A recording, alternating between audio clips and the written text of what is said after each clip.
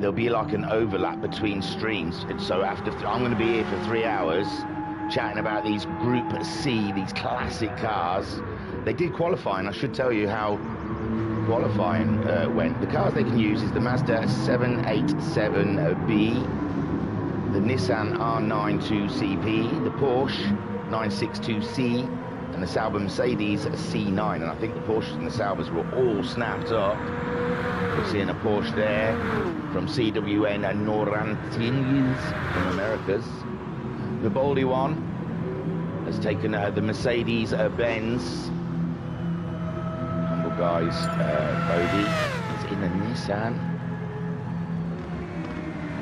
P-Tender is in a Mazda. Oh, someone chose, is it the Mazda, the one that is absolutely an earbuster? 3 hours. Isn't it the Mazda that's mentally on sound? Right, wow, the chat's going off. So we've got Turtle saying, thingy my man, good morning. Good morning, Turtle. Skyjacker saying good morning, good luck to all the racers and all the commentators. Fish saying, you wish I could join you guys this year, but I've been wiped out by Crohn's. Oh God, good luck, man. Best of luck to everyone. Rido saying good morning, and Galthor1. Let's go Team Meep Express. Yeah, I'm going to try and get through all the teams and everything. It's crazy, isn't it? I'm just flicking through all the info at the moment. Like I said, there's going to be 8 stints. So this one, we're starting at 10. Right, we're going all the way up to 1 o'clock. While that's going off, we're waiting for Stint 2 to get underway. So you join me, CJW Racing, covering Stint 2 for you then of the AXR 24-hour race at Fuji, of course, Racing Against Dementia. Hopefully it's worked so that the description of the video has all the useful, relevant and key information for you, so you can go and have a look. Everything to do with Race Against Dementia online, their website, Twitter, Facebook and Instagrams are all on there. And of course the information for you as you follow in the race in terms of who the drivers are, who the teams are, what the cars are, and all the info is on there as well as a all-important Just Giving page link. So throughout the stream I'll be with you for 3 hours, and throughout the stream I will be promoting the Just Giving page. We're up to £423 already, so we're doing quite well. More the merrier, of course, and we want to raise that as high as possible. The first 3 hours is still going. I'm watching it at the moment on my second stream. I'm waiting for I'm just waiting for them to tell me what's to go. I think we're just waiting for, as you can see on your screen at the moment, we're just waiting for the second lobby to get underway. So waiting for that. And obviously we won't really get any viewers in here until that race is finished. So once that's done, we will of course be able to get underway. So we'll introduce you while you're waiting. We'll introduce you, I think, to the teams and the drivers and everybody else. So let's get on track, have a look at who we've got. Just flick some info on. Okay, so this may take me a while. I just need to get used to some of these guys first. So on track at the moment, ODC Cali. He is racing for.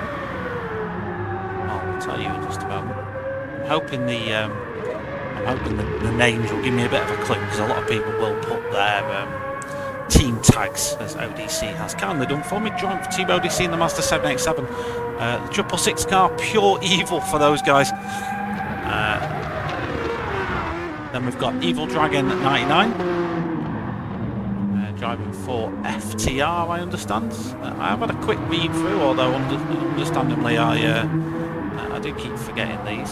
So this is Full Throttle Racing. It's the number 69. So I'm sure we'll have a few laughs about that car number as we go through. And then we've got Sinister, DRR Sinister. So who's he? He is. Yes, I'm just trying to find my way through the.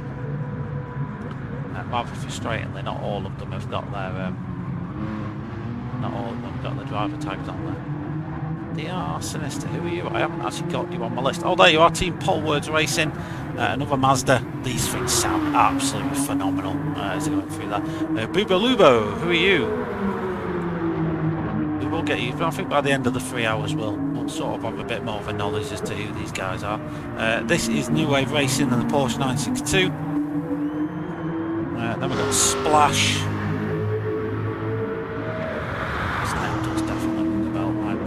Splash before. Although off the top of my head, I'll tell you who he's driving for.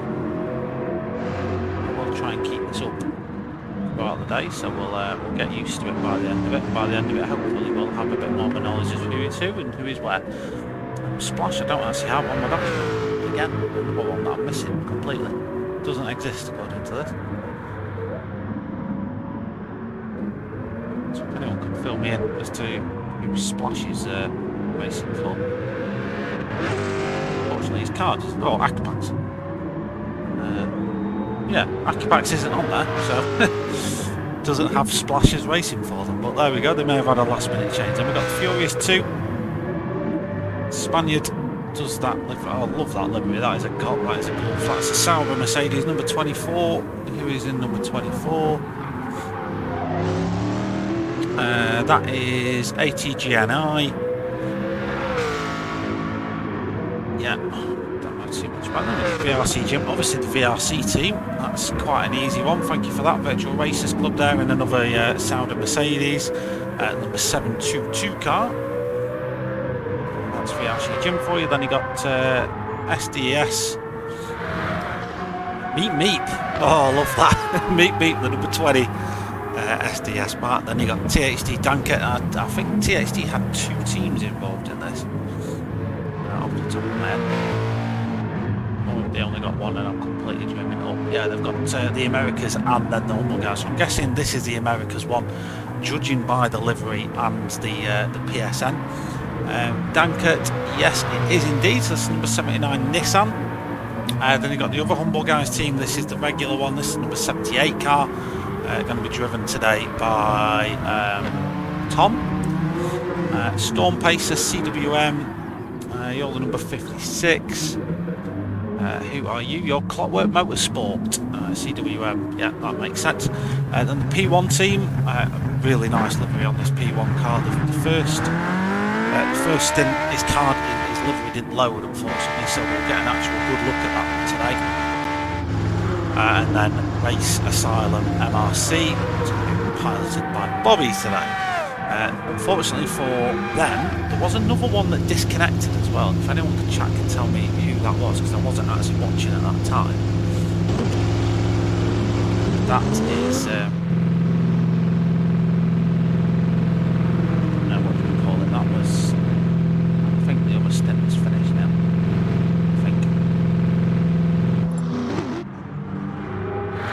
Yeah, I know MRC Race Asylum unfortunately disconnected quite early doors in race 1.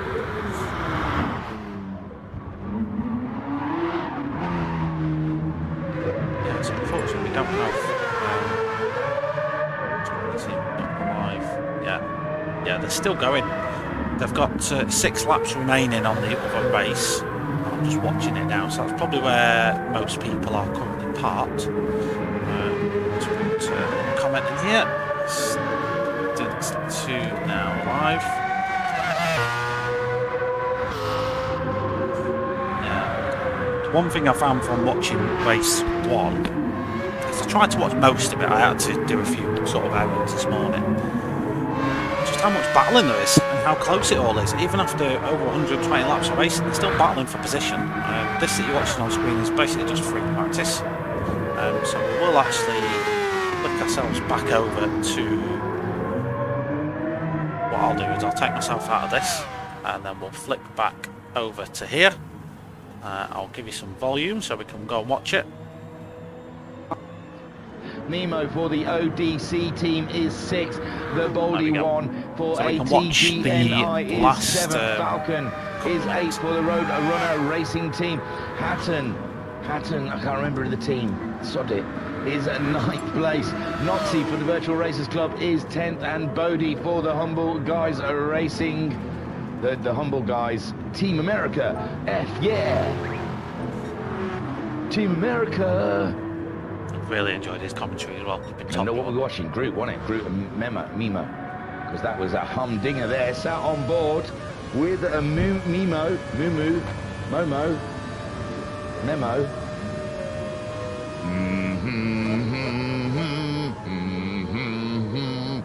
Once there was a girl who got into an accident and couldn't go to school.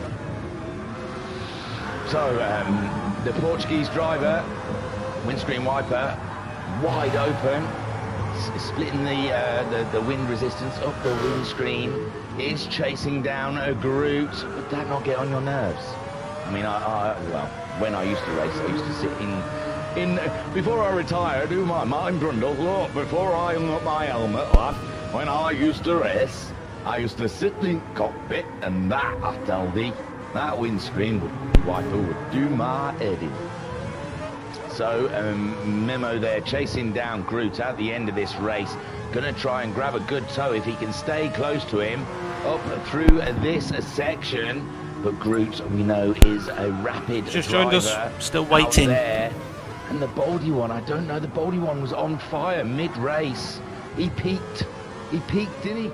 Yeah, if you've just joined us, we're still waiting for Stint 2 to get underway. Stint 1 is still going, they've got a couple of minutes left. 1 minute 20 something a lap, so we shouldn't be too far away now. Current order, CWM leading the way, that's Mr. Slowly P2, and P10 DR P3, and Azza P4, Azza Timber Snake for P1. Then Groot in AequepaX P5 at the moment, but he's been furiously chased down. Right, I think we're actually getting underway in our lobby. So let me just mute that and I'll get you back over here. Hopefully you can hear me okay and volume's all good. We're now waiting to get underway for this one. This is going to be a rolling start, so the grid is based on the current positions in the Stint 1.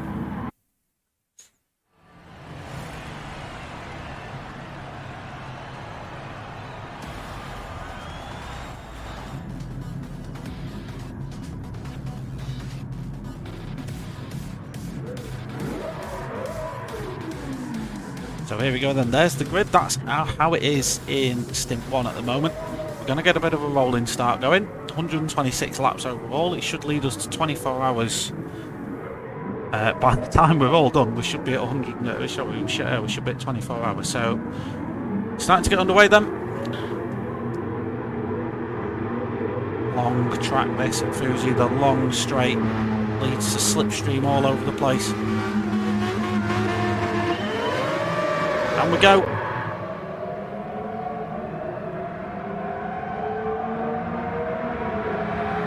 Everyone away cleanly. It's Stormpacer leading the way, followed by Evil Dragon in P2. Then Sinister was looking for a little bit of a move there. Then it's P1 Mob Splash. Side splat. Did he get anything done there? Not sure if he did. We will maybe go back and have a look at that little bit of kicking off at the back then. We've got Dankert there defending to Tom. They're two partner teams. They won't want to get involved in anything too serious, as Tom is able to slide one just round the outside.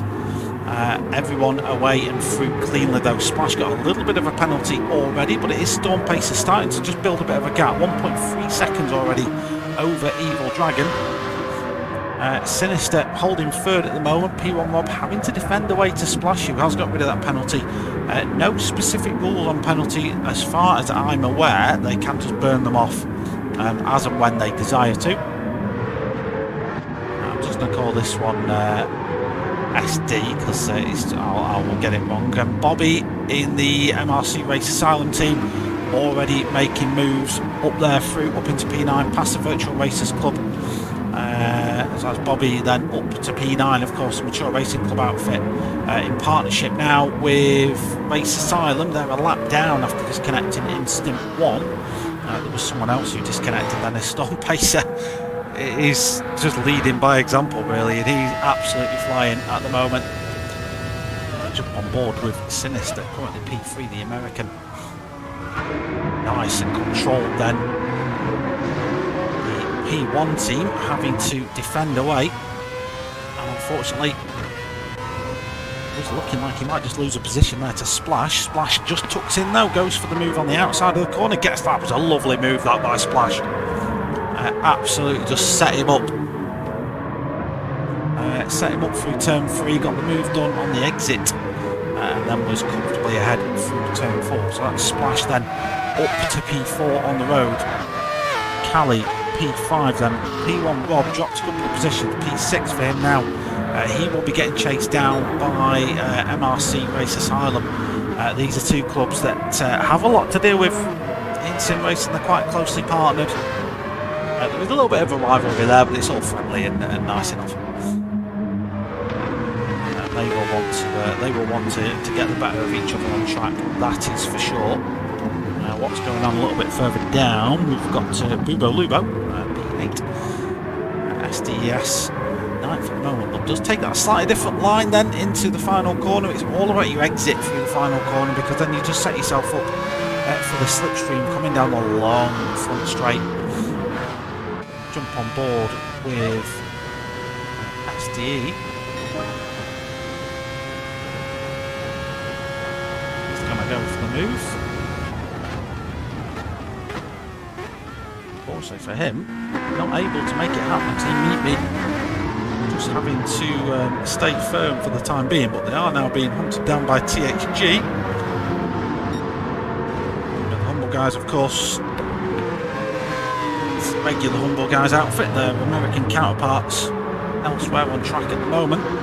As Tom does slide one up the inside, SDE didn't put up too much of a fight against him on that occasion. Will this open the door then for the Virtual Racers Club to do anything about it? The other Humble Guys team have dropped down into P13 then for the time being. Storm Pacer absolutely on point at the moment, 26.5 on lap 2, leading away still to Evil Dragon. Then it's Sinister P3, Cali 4th at the moment with Splash in P5, Bobby up to P6. Bobby has actually got past the P1 outfit there. We didn't see that happen on track. P1 now down to P7. They started this stint in P4, of course. So Jim then does make that move up the insides, and gets that Virtual Racers Club car up to. That's got a little bit of damage. We didn't see that happen, but he's pitting for that. So a very early pit stop then for that outfit. They're straight in the pits.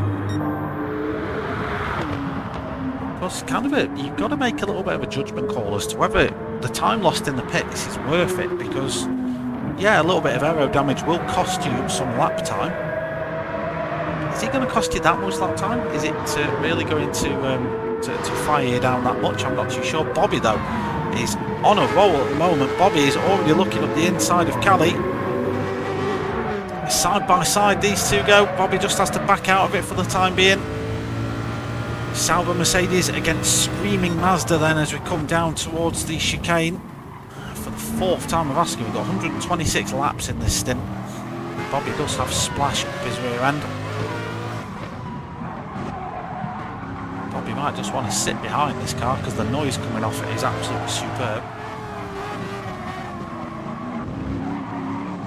Has got Splash looking up his backside as well. Bobby does take a slightly different line.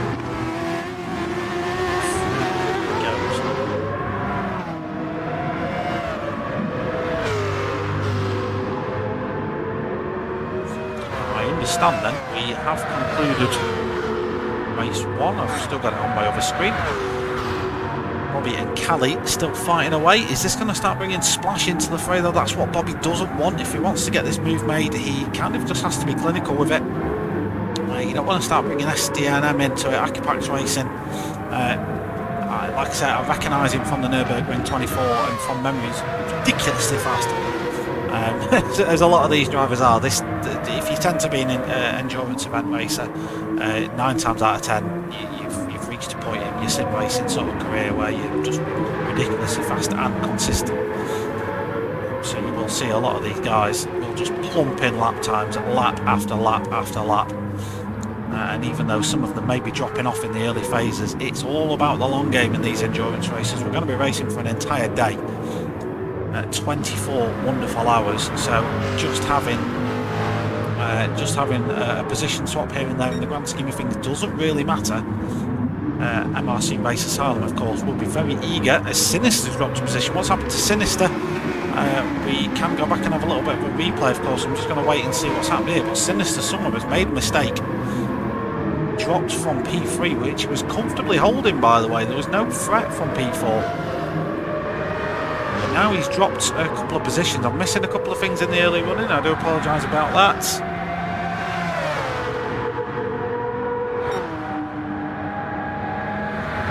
But it's a three-way fight now for this P4 position, as Bobby's just starting to make gains at the start of the field.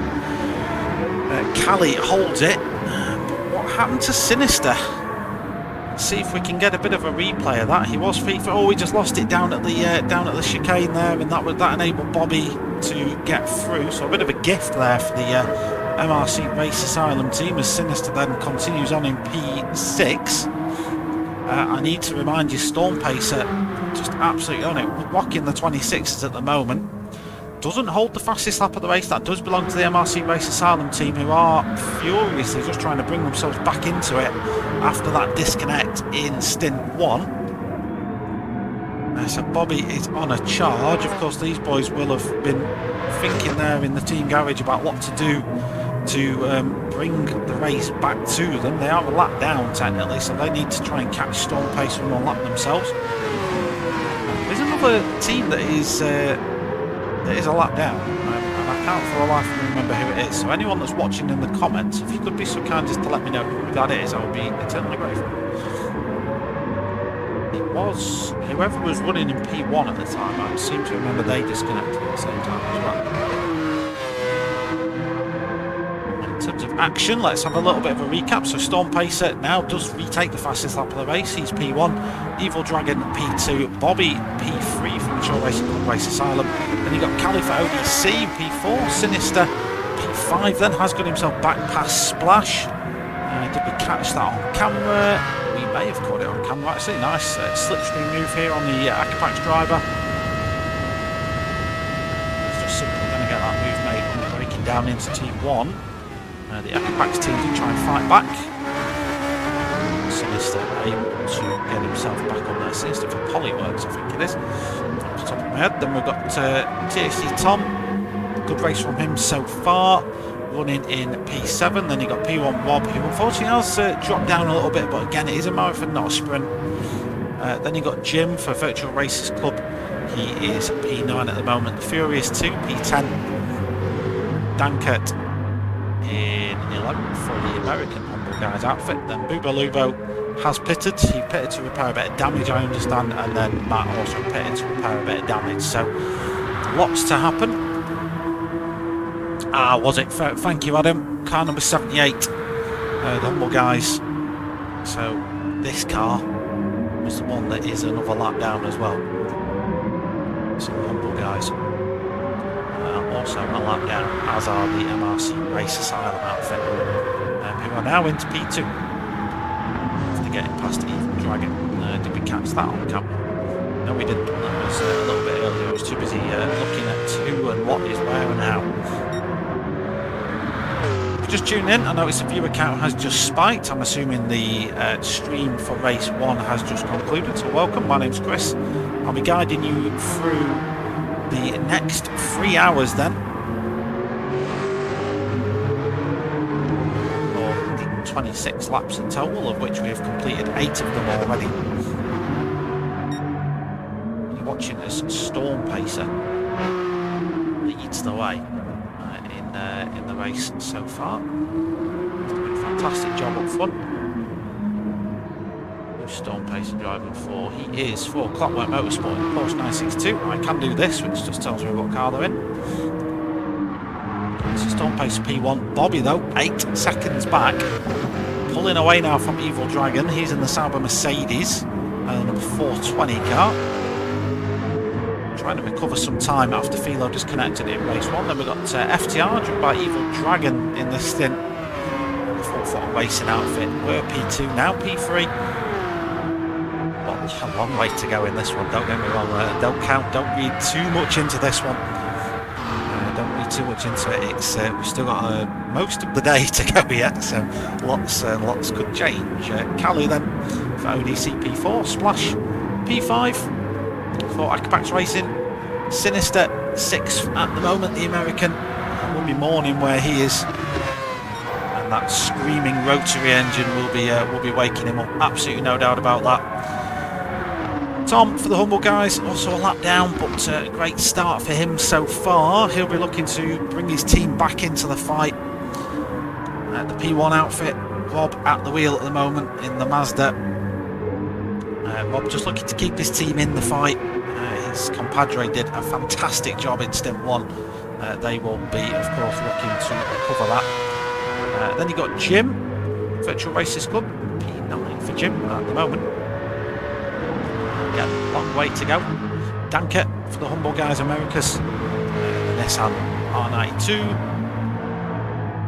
Bubbo Lubbo has been in the pits. So 127 for him, so he's now setting his fastest laps, so doing alright. Then you got SDS Matt in the number 20 car for Meep. Bit off the pack, has got the Spaniard of the Furies 2 chasing him down, but all being well, he can bring himself back into it. Some damage early on, I think, for him did undo his efforts. At the moment, it's mostly really to do with this battle for P4, which is what's consumed most of the start of this race. Bobby has made an absolute fight through the field. In honour of Bobby's fight through the field, I need to just put a duck on screen just to...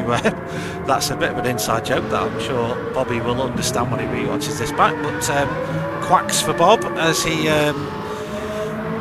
tries to chase down Stormpacer. Unfortunately for Bobby, Stormpacer is absolutely on a flyer, and even though Bobby's setting personal best sectors, he's not dropping Evil Dragon for full throttle racing. But Bobby doing all he can from MRC Race Asana so far. This battle for fourth is turning into the battle for third then, as Cali is reeling in Evil Dragon ever so slowly. What happened to Rock Boy? Who's Rock Boy?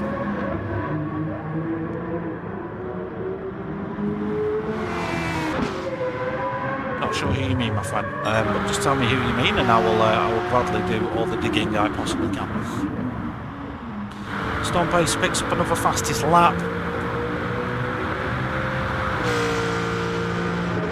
I have got the info page in front of me, so we can go through some information as we go through.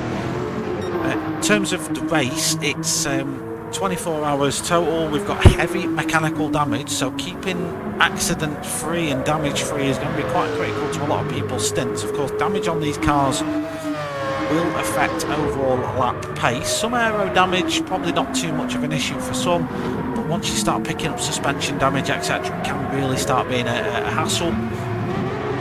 We've got ×1 tyres, ×1 fuel, so they should deplete as they would in the real world, and weak shortcut penalties. So in other words, if you make a bit of a track cut, you'll get a little bit of a penalty, and as far as I'm aware, you can just burn that off as and when you desire. You don't have to slow down specifically, as we just saw the Furies to get rid of the last bit of his. Stormpacer's got 1.4 seconds for that. Again, won't really matter in the grand scheme of things. He can just deplete that as and when he desires. We've already got quite a bit of a field spread here in Stint 2. A lot of teams looking to get a nice start to it. If you're not familiar with the format, by the way, of these 24 hours, because this is the second one we've run. We did the Nürburgring last year, pretty much a year ago to the date. It was sort of February, March time that we ran that. So the 24 hours is split into stints. Teams will allocate stints to their drivers, and overall at the end of it, the race times are all added up. That gives you the result. So I mean, don't count too much into what you see on screen, because in another 20 something hours time, that won't really matter too much. I'll have a different outlook on things. Bobby then pulling away from Evil Dragon. Like I say, Evil Dragon's now just starting to get caught by this this lot behind him, which consists of Cali and Splash. Strategy will start to play a part into this then. So we were looking before, it was about an hour there or thereabouts that drivers were doing. Once they hit half a tank of fuel usually is when they start deciding to pit, and we did see some slight variations of that through the teams. So the teams will have been reviewing what worked and what didn't through Stint 1, so we might see some alterations to that.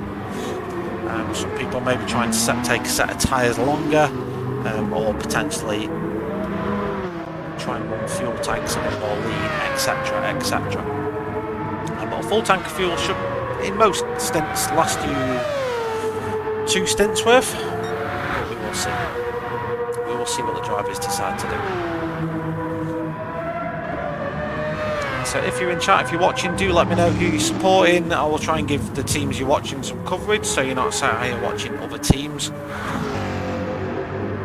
Try and make it as fair as possible. That's one thing I like to try and do in my commentary, is try and cover everybody, not just the top few. Obviously we focus on the action that's going off. Splash there has got himself a little bit of rear end damage. He's not choosing to pit for that, but that's rear aero, so that means there's a little bit of damage somewhere to either the diffuser or the rear spoiler. What that means for him really is during the long sweeping corners he won't have quite as much rear downforce pinning that back end to the track. That will affect his rear grip on the exit and entry to corners. So for Splash, sections like this, his rear end just won't be as planted as it once was. He will have to be careful. These Group C, Group 1 cars, as we call them then, rose to prominence mainly during the Le Mans era, when it was the golden era really for screaming rotary engines.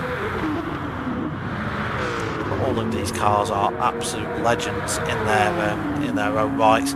We are running a bit of a custom BOP, so the 4 cars we've got on offer then, they are the Mazda 787B, the Screamer as most of us call it, the Nissan R92, the Porsche 962 and the Sauber Mercedes C9. The most powerful one is just the Nissan, but it is also the heaviest, so the BOP in theory should equal all these out quite nicely. Shouts for Jim in chat. Where is Jim? It's P9 at the moment for the VRC outfit. He's trying to catch up to P1 Wob up ahead, and is he slowly reeling him in? It's ebbing and flowing between them at the moment for Jim and Wob, but he's just making sure that he's not getting caught by P10 at the moment. My chat disconnected, tell me all of that. But his Storm Pacer making all the early running then. This may well get mixed up once we start to hit pit stops. Storm Pacer at the moment running in first position. Bobby in P2 for MRC Race Asylum. A little bit less fuel for Bobby than everybody else. That's going to start to be important. Not important right now, but later on. Of course, even if you're not draining any tanks per stint, the less you have to be fuel for the 3 hours. The less time you spend in the pits, aka the more time you make up on your on your enemies, so to speak. We go on board with Sinister. Is he having a look here at Cali? He is. Late break in there for the Polywords Racing team. Great move there by Sinister. Cali didn't fight that one too much, but that's the American then back up into P5. He had good run in early doors, but did lose a couple of positions early in the race. He's now starting to come back to him. It's one of the screaming Mazda 787s, of course, number 80 car. As we see Cali behind him, just picks up a little bit of a track cut penalty there. Not a big deal. They can just get rid of those as and when.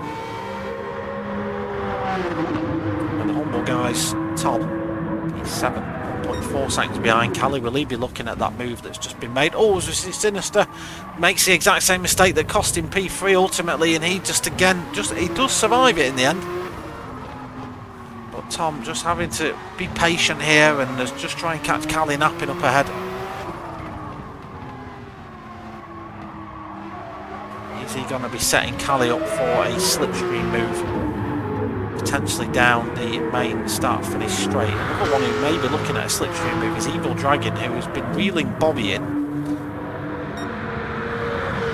Flick back to that Sinister. Oh, Tom then does move past Cali. It's Cali pits. He's going to decide to repair that damage. That does put Tom up. Evil Dragon in the end didn't manage to get anything made on Bobby there on the end of the start-finish straight. Bobby having to defend away, does get a better exit then out of turn 3 and buys himself a little bit of time, does Bobby. See, that's what a lot of this endurance racing is all about. It's just about keeping your head, keeping you cool, being consistent, not absolutely killing your tyres early in the stint. As we see Sinister there, just makes a little bit of a mistake again. That lets Tom through for the Humble guys. So up to P5 now. He's on a great stint so far, the orange car. I'm a poet and I didn't know it. Oh, Sinister then, a little bit of a mistake again as he just tries to rectify the error he made earlier on in the lap.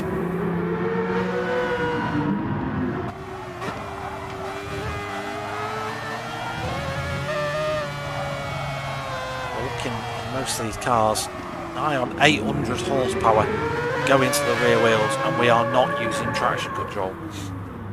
Some of these guys aren't even using ABS. Trying to put that much power down.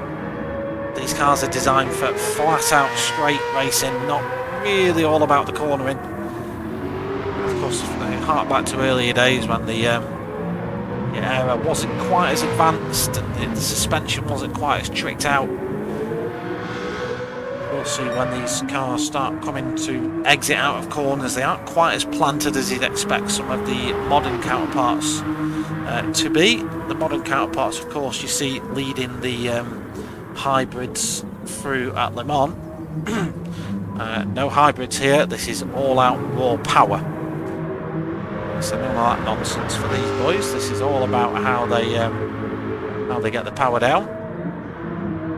How good of a control over your right foot do you have? Evil Dragon then not able to reel Bobby back in again. Tom sets his fastest lap of the race last time out.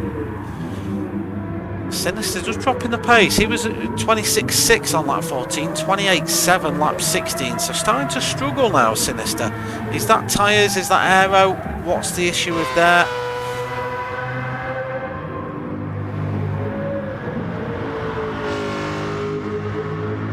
Let's go and have a look a little bit further back what's going on. So we've got Matt then on board with him as he chases down the Spaniard up ahead. And the Furious 2. We've not really seen much of the Furious 2 so far, and unfortunately for him, he's not really been involved in too much action as we have gone through the race. Not even 100% sure what team it is. Oh, he's for the ATGNI team in the Mercedes number 24. He's in a team with Jerry Bear, the Baldy One, and Thunder Pig. 12 for them at the moment. Bobby with a little bit of a penalty to worry about. I'm starting to pay a little bit more attention to fuel now as we go through the stint. Burned away. We've easily burned away over 25 kilos of that fuel. The cars will start to get faster as the fuel burns away. Now you can relax. Yes, you can, Fingerbudget. Well done for stint 1, my friend. It was very enjoyable to watch. One thing I can say as well is I was listening to most of it. I was in the car doing errands, and I was easily able to follow the racing just by listening. So that's an extra kudos point for you there. P1 Bob now started to get into a little bit more of a rhythm. Mid 27's the order of the day for Rob, and that consistency is key then for him. Splash has been in the pits now. He's got himself a nice set of new softs. So pit stop after 18 laps. It's an early stop for him. Obviously felt he needed it. Maybe a little bit of damage on board that car. Who knows? When we will start to see pit stops for the rest of them, as Storm Pacer P1, Bobby P2 at the moment. Starting to see tyre wear on these cars, starting to affect them on the exits and corners, as they are just fighting to get the power down. Tom's done a really good job on his tyres. They are looking remarkably fresher than everybody else so far. Same for Sinister, really, even though he seems to be struggling. It's the top two that are really taking the life out of them. Splash is going to look to regain positions, and on fresh tyres will Rob put up much of a fight against him in the P1 car.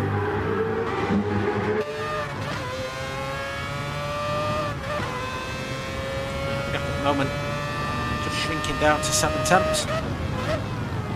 You can see on braking just how much of an advantage Splash has got on fresh tyres. He's just absolutely wheels in that Mazda ahead. Immediately Grant's a 10th or 2 just on braking alone. P1 Rob, as we go on to the main start finish straight here, is going to be under pressure then from the AequepaX Racing outfit. Well, the move happened before then. I think Splash will actually want to stay behind here until the start finish straight. Doesn't have to wait. P1 Rob can't get the power down on the exit of the corner. That is Splash through already. Staying far right to avoid giving anybody else a slipstream. And now we'll tuck back over to the racing line. P1 Rob very careful on the brakes there to not do any damage. Do we have any battling a little bit further back? Unfortunately we don't, so we'll check back in with the leader then. Storm Pace at 16.2 seconds after 20 laps. Just shy of a second a lap quicker than everybody else. Storm Pacer not a million miles away from lapping. He's on the same straight as the guys down in P13. And Storm Pacer at the moment has just been in a world of his own. In the number 56 car, just for Clockwork Motorsports, flying at the moment.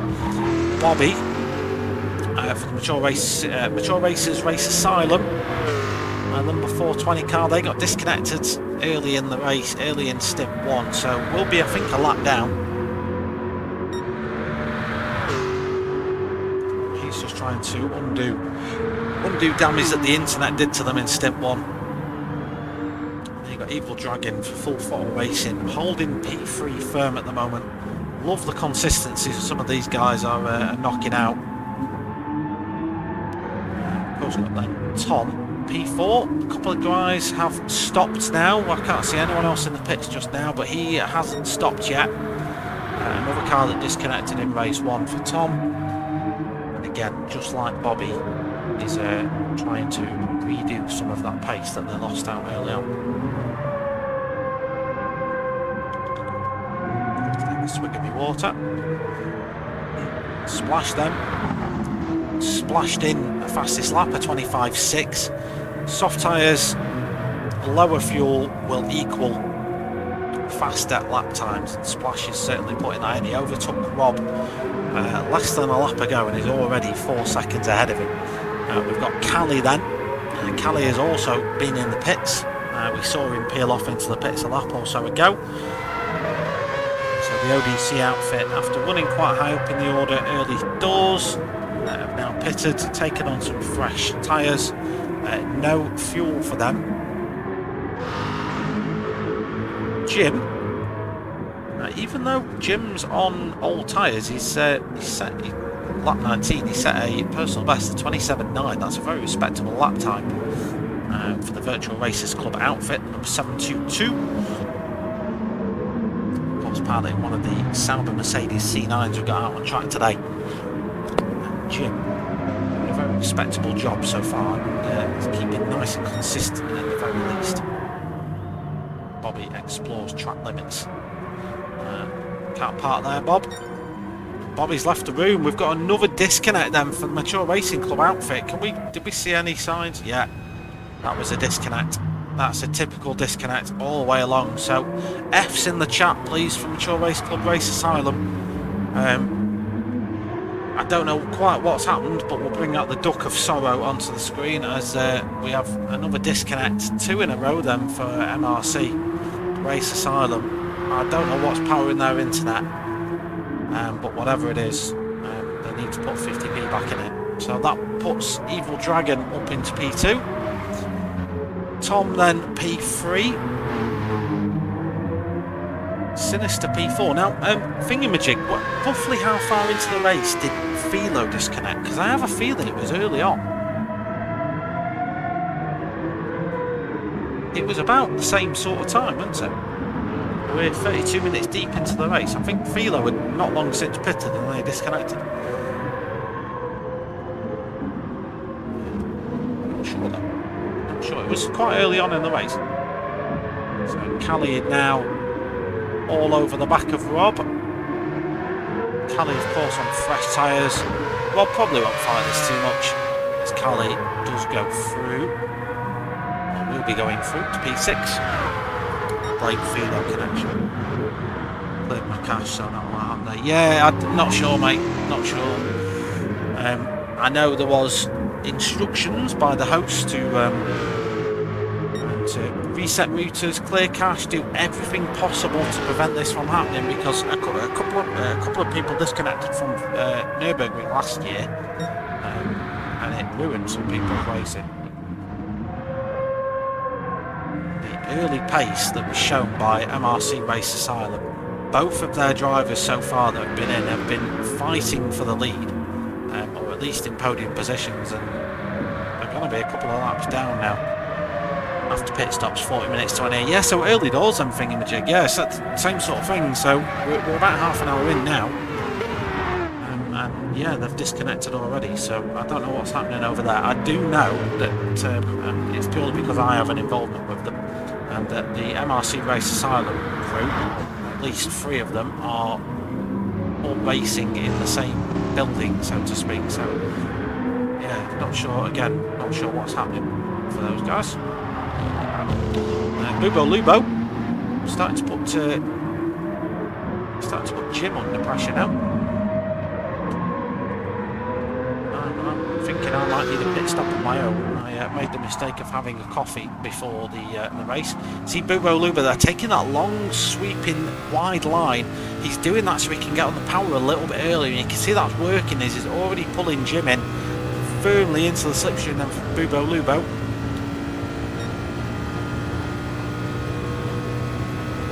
To an external camera view in just a moment. Can Bubo Lubo do anything about it? He's not quite close enough,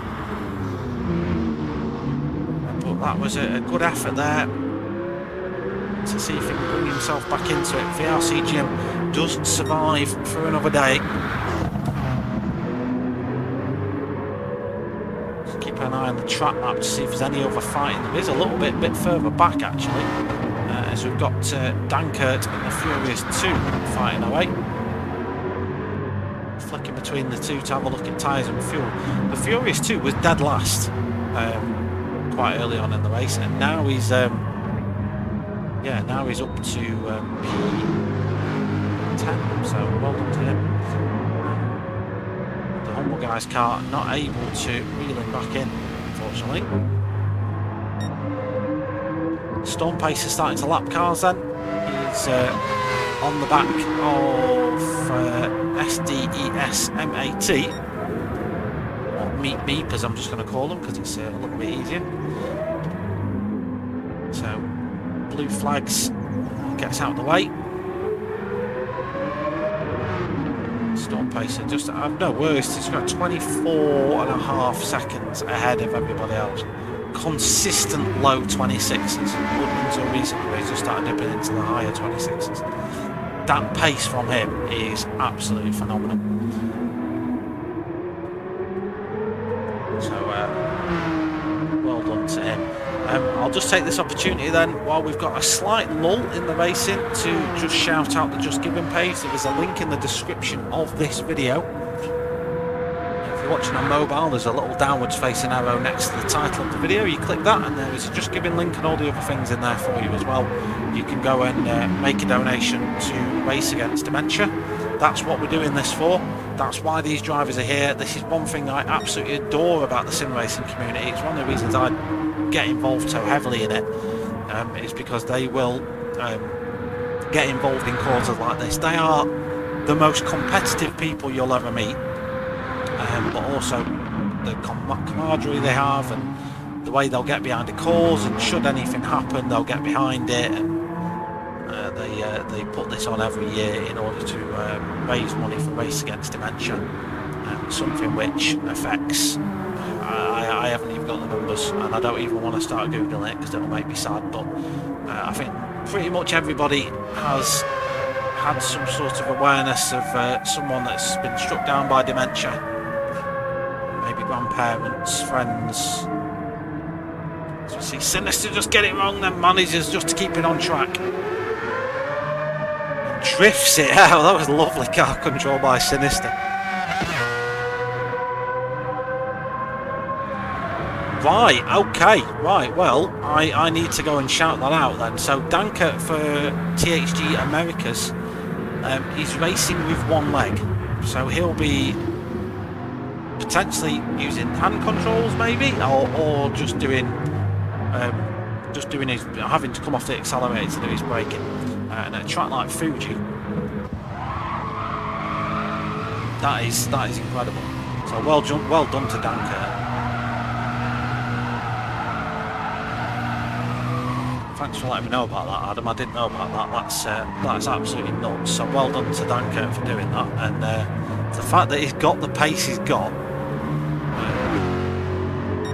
absolutely incredible.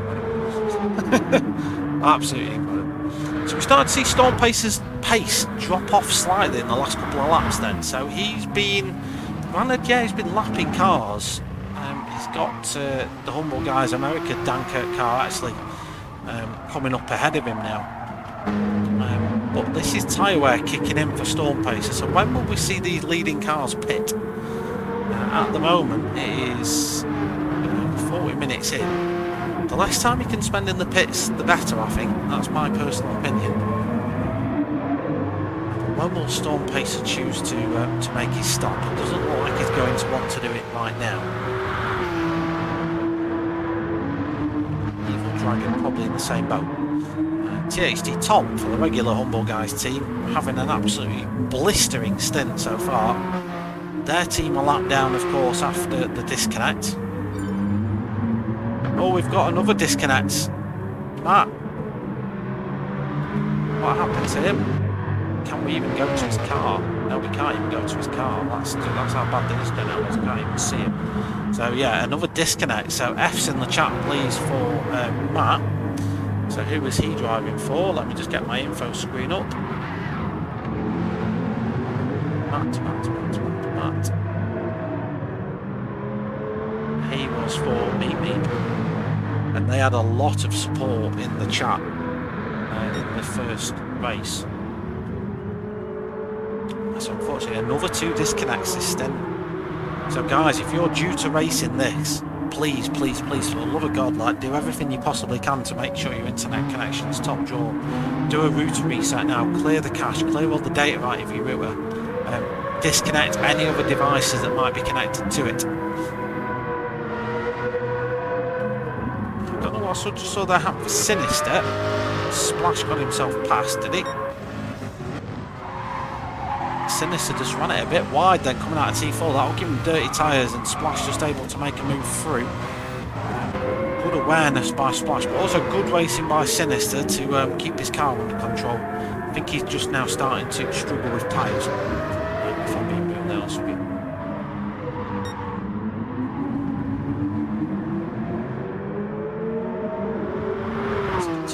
Tom has been slowly reeling in Evil Dragon. He's not quite in slipstream range yet, but a couple more laps he may be. If you're on the Humble Guys pit wall, are you looking to get your guy an undercut? Or has your strategy already worked for you so far, so you're not going to try and change it? Who knows? We will see. Yeah, but it looks like these disconnects are causing chaos at the moment. Yeah, huge respect for that, Fish. Huge respect for that. It's one thing to be this quick when you've got full use of every limb, but when you haven't, and you're that quick, you're that committed, that clean, that able to do it. I haven't got the words. Just massive respect, dude. Absolute massive respect. Of course, this is what I mean. This is what drives these guys to do this. He's given up his spare time as well to come and do some racing against dementia. And they're just giving page, of course, in the description of the video. You can go and chuck a few pounds and pennies in there if you like. We're up to 423 quid at the moment. Not sure what that means for those of you on other currencies, but £423 is a decent chunk of money.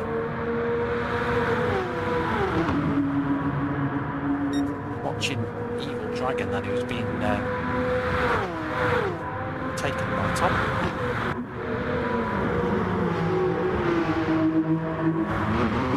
Guys, on an absolute stormer of a race so far. We'll have a quick recap of the order as we're nearly into the first hour. So Storm Pace then 27.5 seconds ahead of everybody else. Tom P2 fought his way through the field. Fantastic stint so far for Tom. Evil Dragon holding down P3 at the moment. And Splash P4, one of the cars that has already made a stop. Fastest lap of the race for Splash so far as well. Sinister P5 for Sinister, the American. So we do see Storm Pacer in the pits then, so the leader pits. So this is where 30 laps in, things start to get interesting. A little bit of damage on the front of that car as well, so he's been involved in a slight tussle somewhere along the line. Has he built up enough of a gap so that he can pit and come out ahead of Tom? No, Tom's going to pit anyway. But I think a pit stop's there or thereabouts 30 seconds, so I think he did enough in that stint run just to really earn just a free pit stop.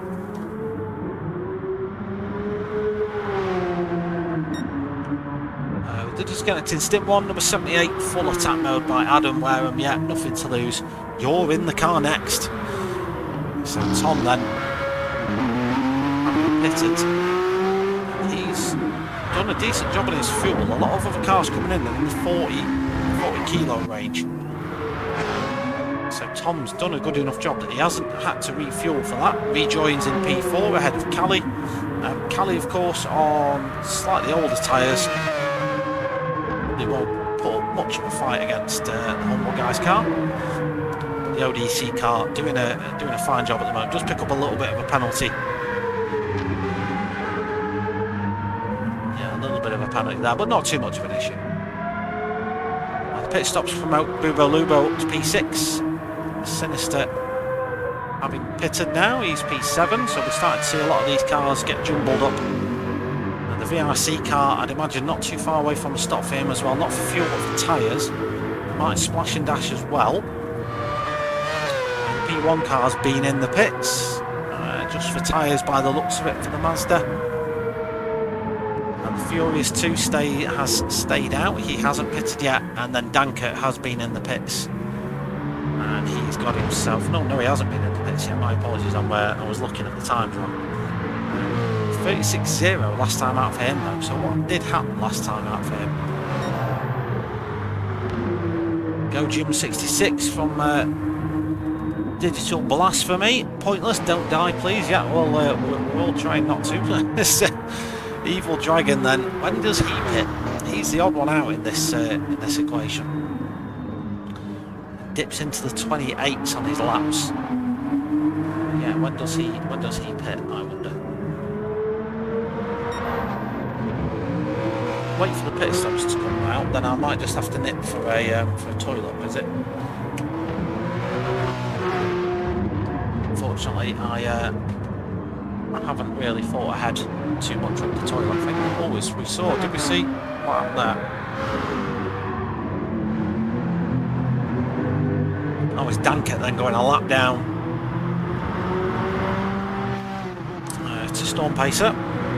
After the pit stop, Storm Pacer got himself way back through again. That's the fastest lap of the race in the process and maintains 12-second advantage then over pretty much everybody else.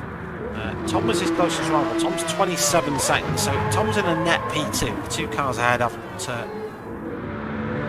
probably yet to make a pit stop as Evil Dragon comes into the pits.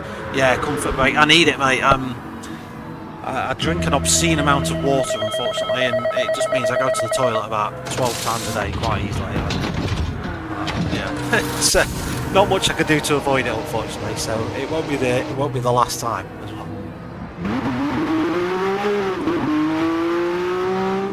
Remember to stay hydrated, people. Evil Dragon then pits from P2. A fresh set of softs, a little bit of fuel on board for that car, so just giving himself a little bit of a comfort barrier. You'll see the cars now, by the way, get faster and faster as this fuel burns away. That is technically weight in the car. Cars hold in this sim about 100 litres. A litre of fuel there or thereabouts, bearing in mind atmospheric differences. It's worth about 1 kilo in terms of weight. So once you start burning that fuel away, the car gets lighter. Depending on where the fuel tank's positioned in the car, it will also affect the weight distribution. Most cars now have burned away half of that 100 litres, so there or thereabouts 50 kilos lighter than when the race started. And now a lot of them are on fresh tyres. You will see these laps now get comfortably into the 25s for a lot of them. I'm rationing as my stint up next. Good luck in your stint.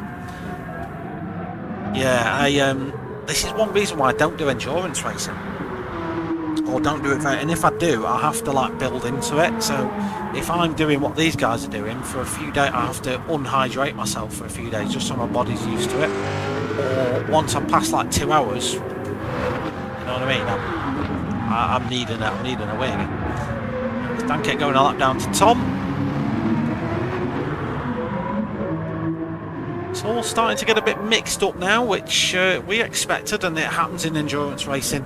We'll try and follow it as best we can, and of course bring you guys along for the ride as we race against dementia here at Fuji. Storm Pacer leading the way at the moment, and ahead of Splash for AequepaX Racing, but I think they are due a stop. Tom has stopped. He is P2, net P2, with Callie close behind. That car behind Callie is a lap down. That is Dankert for the Humble Guys Americas. Callie driving for ODC. We've got Bimbo Luro, P6. Not sure what that flag is. Let me know what his nationality is. I've been thinking about that all the way through.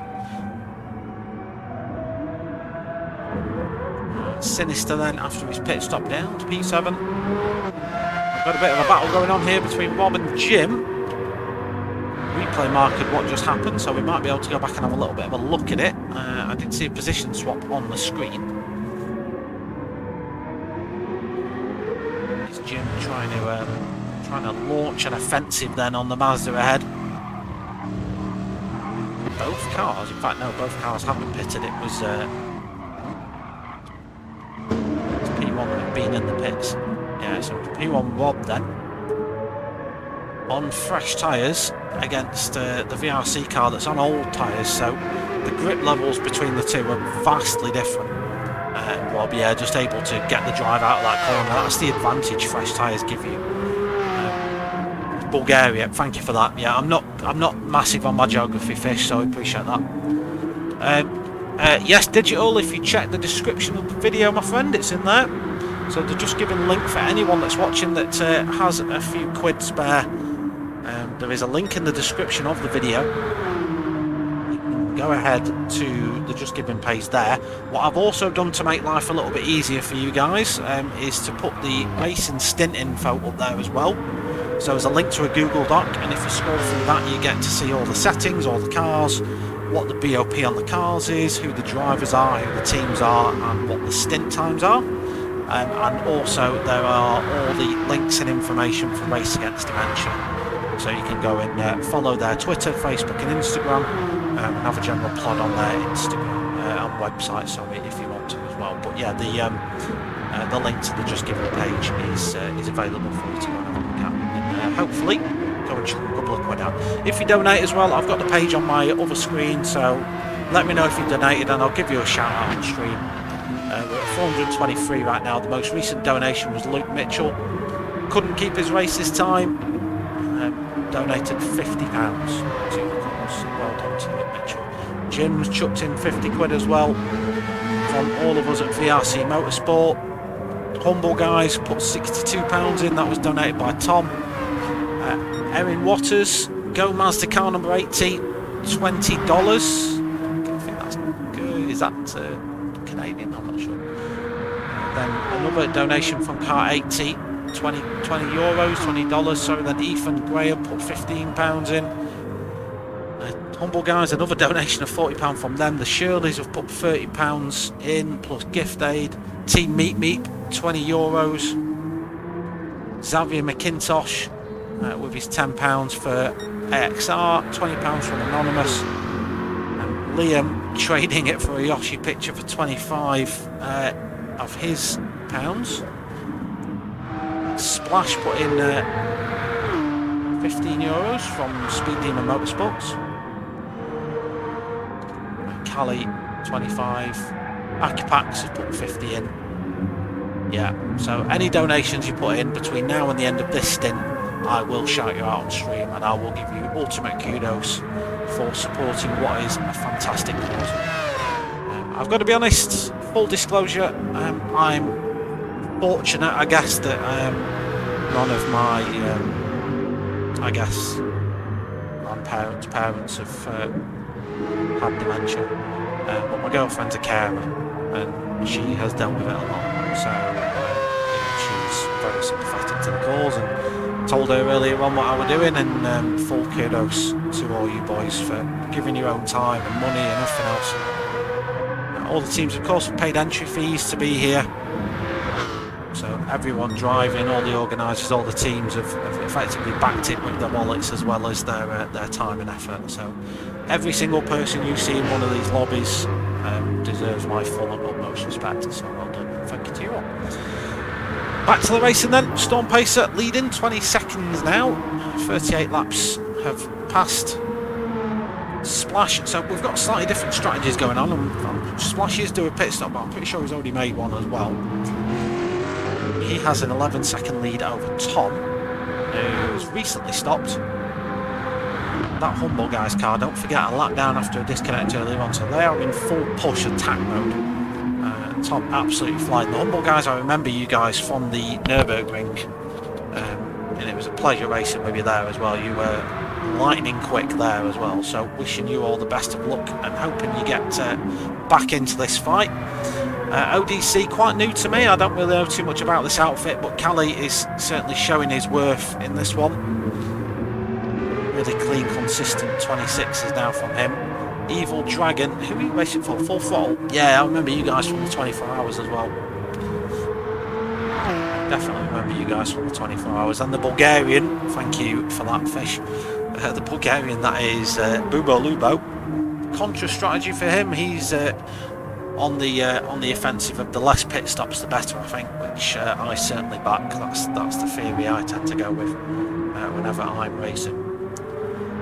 So Bubo Lubo at P6, Sinister then P7 for Hollywood. Ratey car. P1 Wob is not long since been in the pits.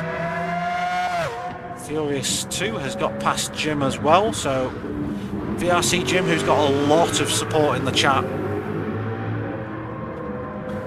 He's P10 at the moment, but look, it's a long race.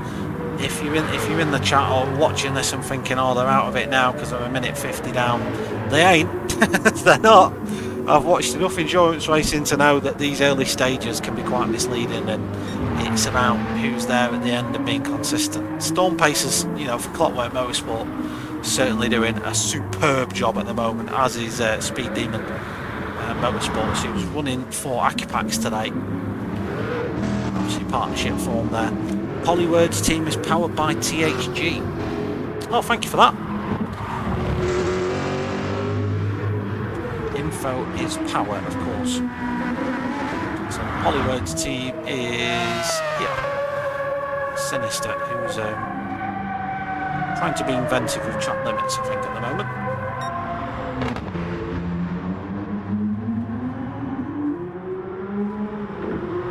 I'll probably take you on a lap of Fuji since we've got a bit of a lull in, I want to say lull in action. We haven't per se, but let's ride on board for a lap with VRC Jim, since most of you love this bloke in comments.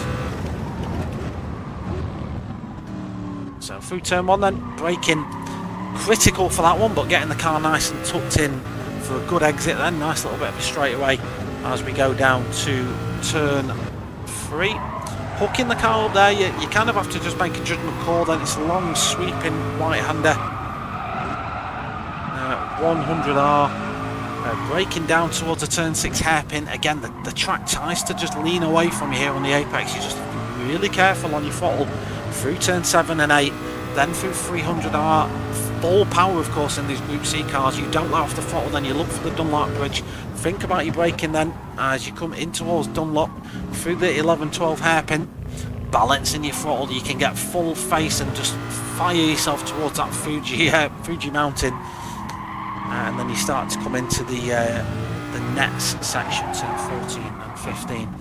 And again, the track here, as you see with Jim, it just wants to lean away from you and just spit you out. And then through 16, Panasonic corner. A good exit from here is critical for a good lap time. And fire yourself down that main straight.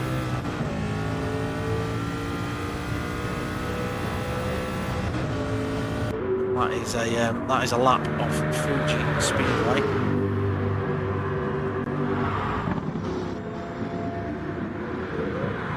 Jimbo on the roll. Tell you what, Storm Pace is on a roll. 25-0 for him. Absolutely flying then. Pulling out a gap to Splash, who is of course on slightly older tyres, it must be pointed out. So the strategies at the moment aren't really lining up. You'll really see all this come together in later stints. We have got, I believe, every stint covered for commentary. Commentators as well, we're giving up our time for this, so please do stick around on the streams and support the commentators. We've got some great commentators lined up for you later on. I've got a list somewhere. Storm coming up after me for commentary, then Fingermajig's back for stint 4, Stig stint 5, Paris stint 6, Fingermajig again in stint 7.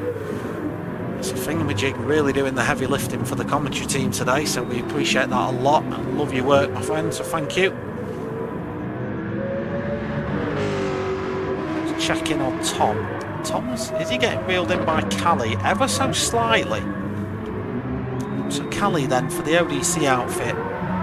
Oh, just you see what I mean there, just trying to get the power down as early as possible. Yeah, Evil Dragon then. Silent killer Evil Dragon is just consistent, bang on pace every lap. 26.2 this time around for him. He's 30 seconds clear of P6. This top 5 in a class of their own today. So we have just passed the hour mark then, so we're a third of the way into this stint. Plenty of time to go. I don't know how you do it, Fingermajig. I really don't know how you do it. My bladder's crying at me right now. I'm going to have to put you guys away for a minute and go for a little bit of a bathroom break.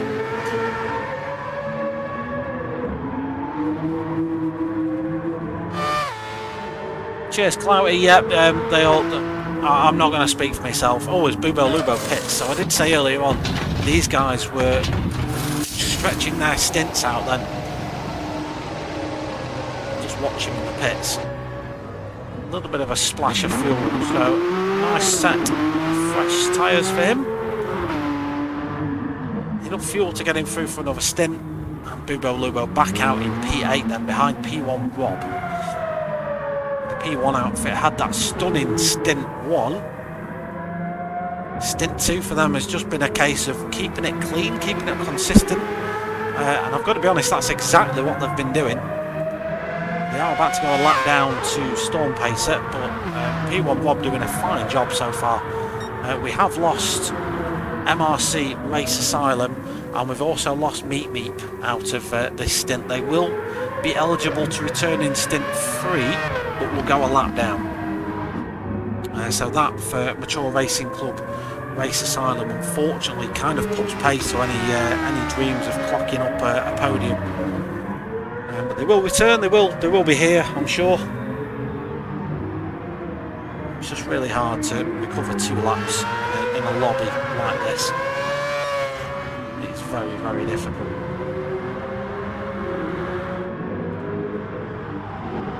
Is Splash getting close to another pit stop then? Will that then put Tom back in that P2 spot? I would expect Tom to be out until that fuel tank is nearly enough bone dry. Same for Callie really, but his tyres have seen better days. So they're now hitting traffic this leading route. Callie is looking to put a lap on Jim 66.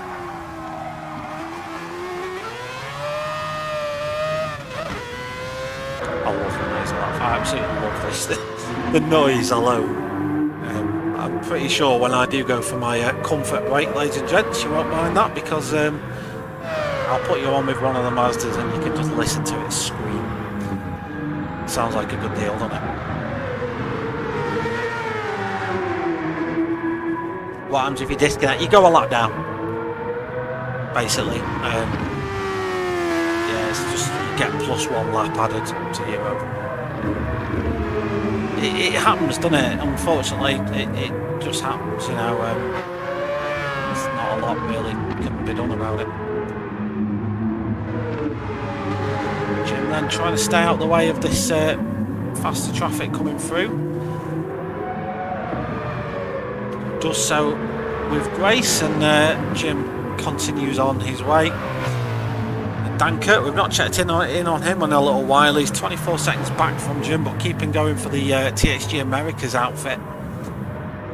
Again, with these endurance races, it's just about being there. It's just about being involved in it. You finished a lap down on last year. I thought so. I mean, it unfortunately does mess you up, really. Like, it's bad news. Like, unfortunately, because of the way GT Sport works as well, if you disconnect, you then can't just reconnect and resume in the race like a couple of laps later, like you can in other sims. It's just because it's restrained in that way because of it's a console game.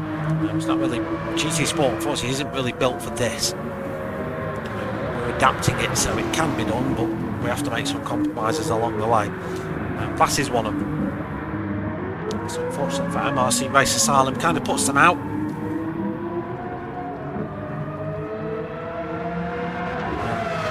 The MRC, I know this from past experience as well, they have pretty bad luck in these endurance events, but they keep turning up, they keep coming. Just a quick flip through the cars, right. I may well choose this moment to go for a comfort break. So what I'm just going to do,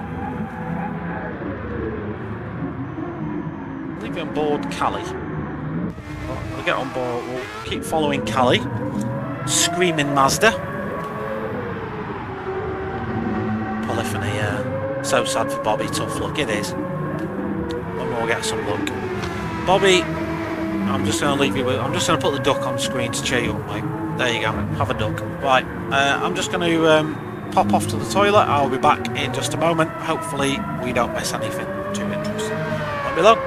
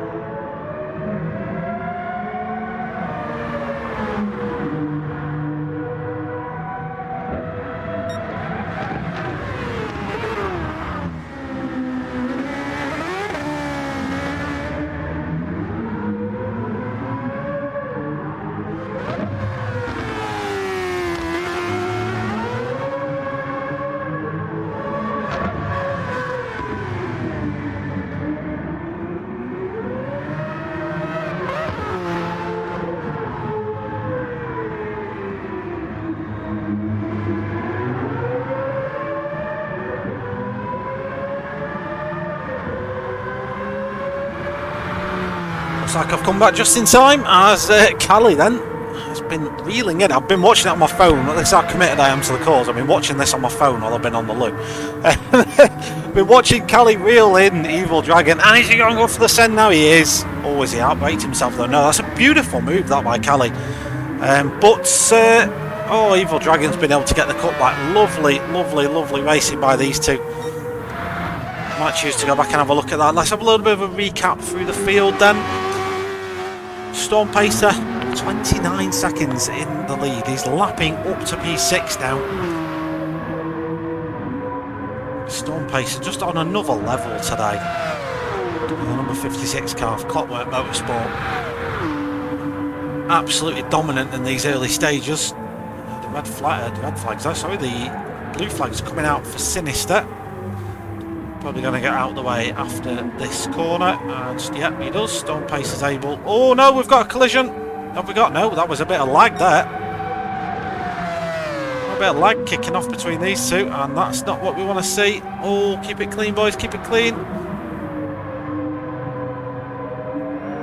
Storm Pace does manage to get his way through. That will have cost him a little bit of time. You got to disconnect. I was gutted for you, my friend. I really was. Come on, team, meet. Hope they'll be able to get back into it. Indeed, my friend, indeed. Right, let me take the duck away, because most people will be wondering what on earth that's for. But splashed MP2 for him, putting a lap on. I think that was the THC America's car. THC Tom. P3, Evil Dragon 4th. We saw him have that nice battle with Callie. You were watching that while I was having my comfort break. Sinister, P6 for Sinister at the moment, the American for the Polywords Racing team. They are an offshoot of... did they say in the chat it was an offshoot of THG? Yeah, they were powered by THG. P1 outfit. Got to credit Rob's consistency here. I know Rob from another series, and I've really got to hand it to him. His racing today has been really good. So really impressive job by the P1 outfit so far. See what's to come from them later. Bubo Lubo, P8 for Bubo Lubo at the moment. Kind of on his own, unfortunately. I've got. I didn't see another car in the pits, but I was mistaken. Yeah, that was Splash actually. So Splash does come into the pits. There's I made myself a snack and I've left it on the table behind me. Bear me a second. That was not good news, Chris. That was not good news. She's got Callie in as well. A couple of cars now taking more fuel and tyres on. 50 laps into this race now. A million miles away from the halfway point of this stint. This stint, of course, stint 2 of 7, right?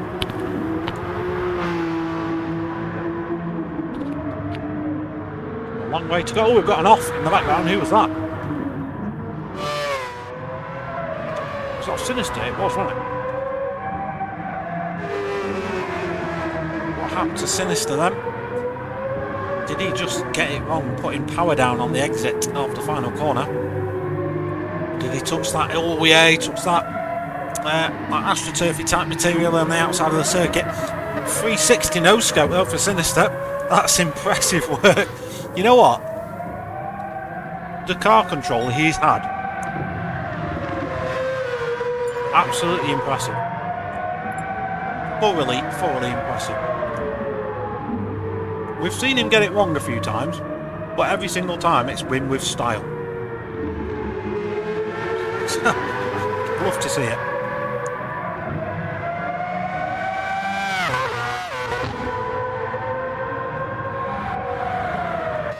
He's just going to open the door for Rob.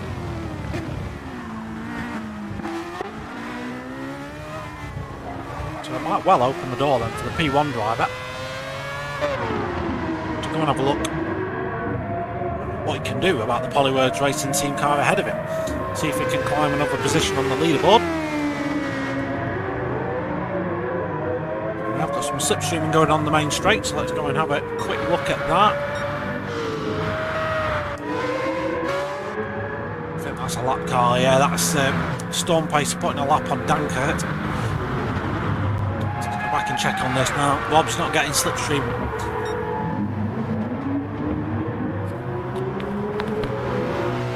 Never want to see like, no, 100%, couldn't agree more. And the thing is, like, from my perspective, he had an, you know, I wouldn't really want to be letting cars by through corners anyway. Oh, as we see again, Storm Pacer then. I think this Storm Pacer's car's lagging. Every time he gets near another car.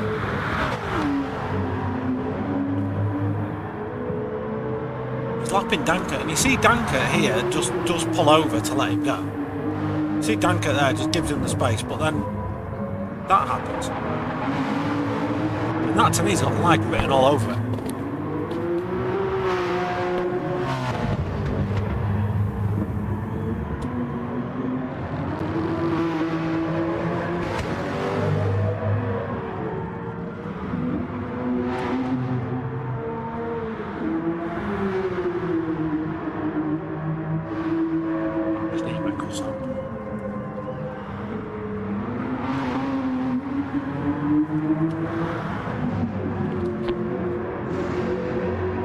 I did have to laugh when Thingamajig was talking about all the other commentators being professionals, and I've already gone for a wee and now I'm eating a croissant.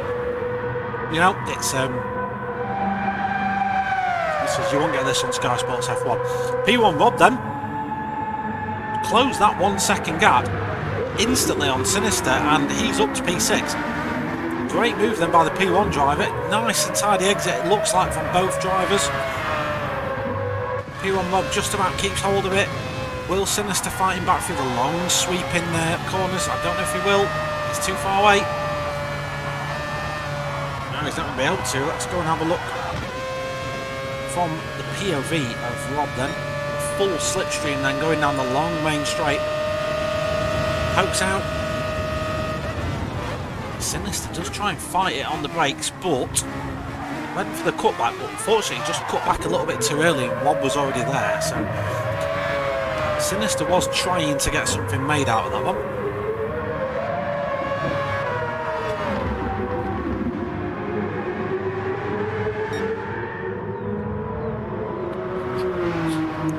Yeah, I agree. Dankert and Storm can't see each other. Yeah.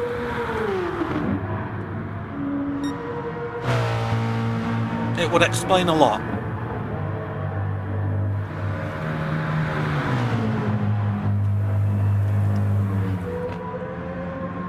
Because I know I've only been watching these boys for an hour and 15 minutes.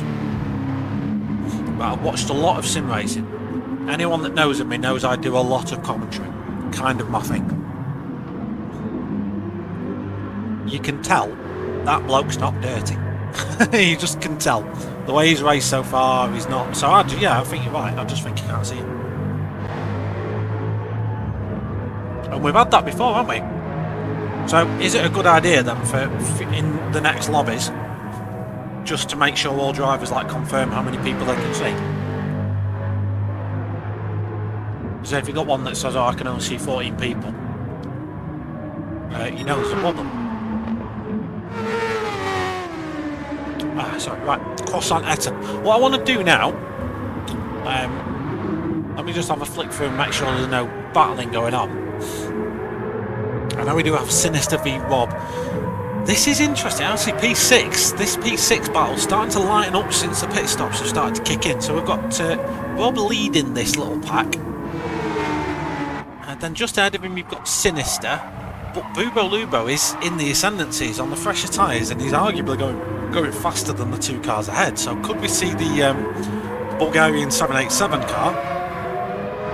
Is he going to look to mount an offensive then on the two cars ahead? Sinister has got a little bit of a penalty. There's no slipstream being given by any car to any car at the moment. This is all on track pace. But the tyres of the two cars ahead, i.e. Rob and Sinister, remarkably less new than Bubo Lubo's car. So the Bulgarian at the moment is absolutely chucking time out of the cars ahead.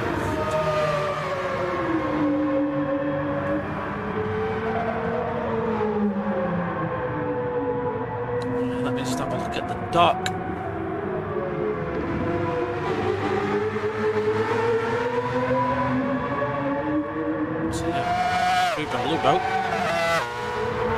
Chunking time out the cars ahead. New Wave Racing then. Spooky Lukey Hatton, who raced in Stint 1. Bubo Lubo. And Muscle Car Lover 7. I wonder what sort of cars he likes. Make up this outfit. Driving Porsche 787. It's going to be confusing to some because that's the Mazda car number.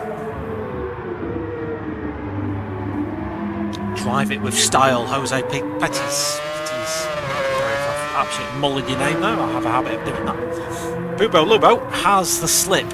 He's getting full suck then from Sinister up ahead. And Bubo will look to just catapult himself then towards P1 Rob. Sinister indicates to let him through. No battle in here. I think the long game is fully in Sinister's mind. Good driving there. That's pretty much how you should do it. If you know a car's quicker, let them by and just follow. Great racing now by Sinister. Bubo Lubo can now get after chasing P1 Rob. 1.1 seconds is the gap. Rob's on older tyres and he's due a pit stop soon. So I think even if Bubo doesn't get this done on track, he will get him in the pit stop phase. As always, he gets it a little bit lively there on the AstroTurf on the outside. Isn't the first time it's happened in this race either. Right, so it's... Yeah, we have seen it before, haven't we, where I don't think everyone can see Storm Pacer. And I don't know if any of these guys are streaming the POVs.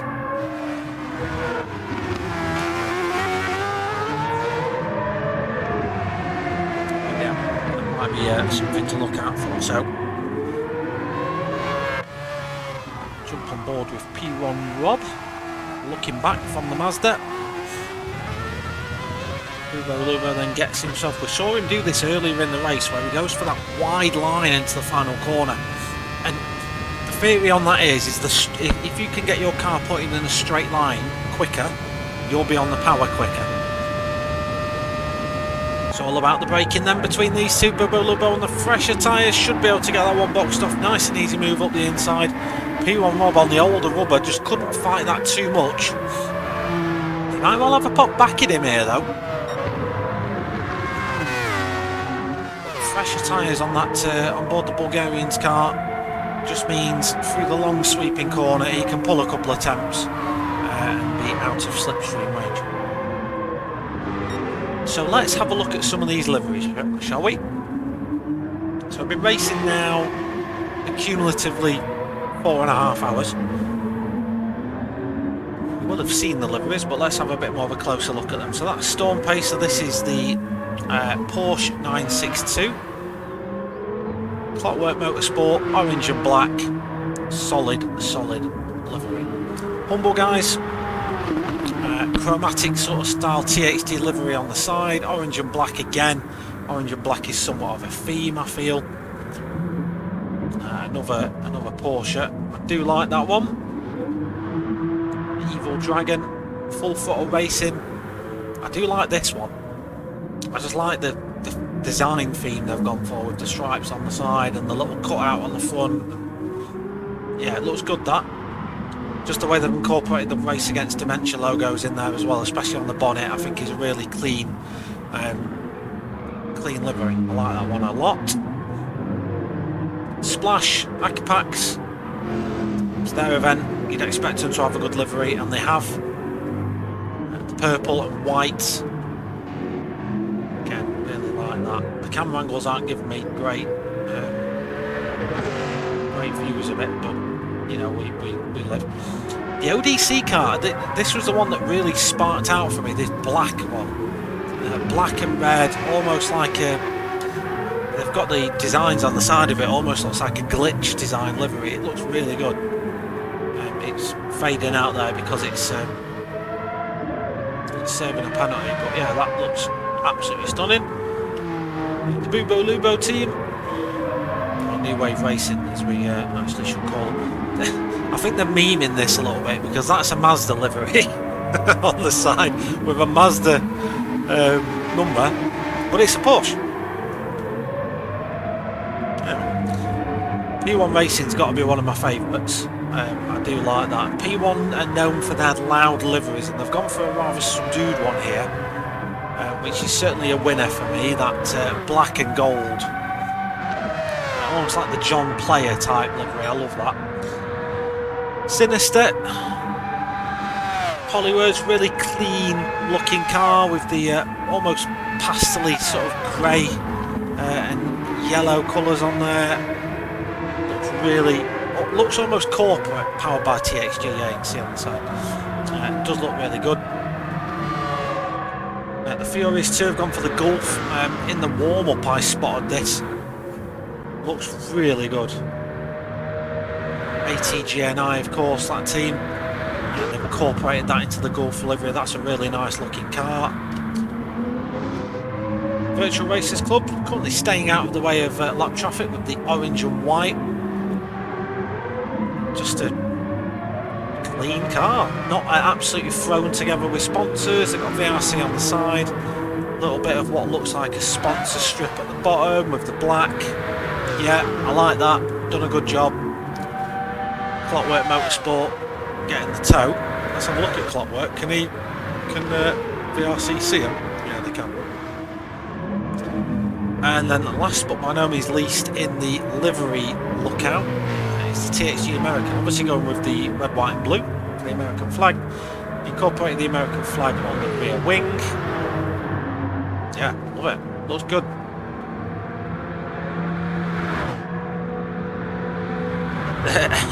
NWO meme. I love that though. You got to admire a bit of a meme job.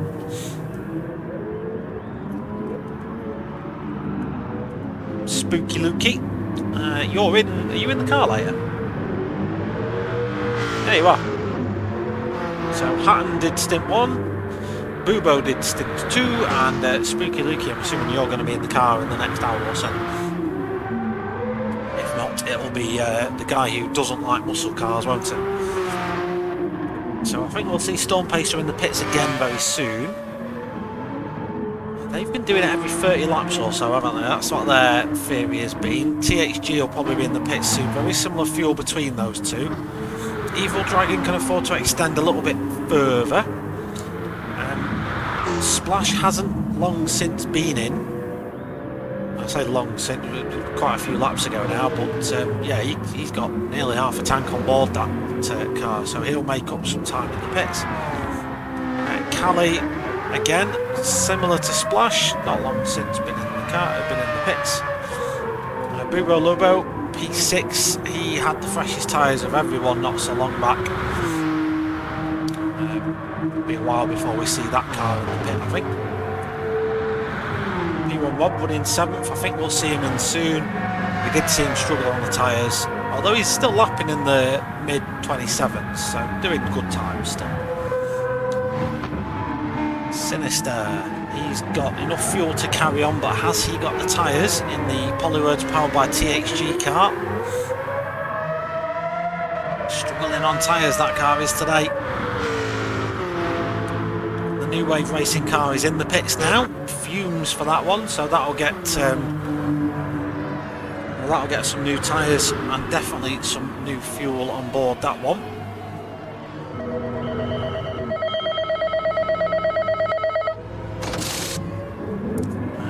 Jim, he can afford to carry on, so I expect he will. And Danker, he's got a couple more laps left in that car yet before he has to think about coming back in again. See, that's what I mean. Danker got straight out of the way of P1 Rob then, because he can see him. I think we could have issues if Clockwork comes up to him again. Otherwise, Clockwork on track. Just going through turn 1 now, so yeah, and he'll pit. So I think, yeah, we might see a repeat of that. Hopefully we don't. But you never know.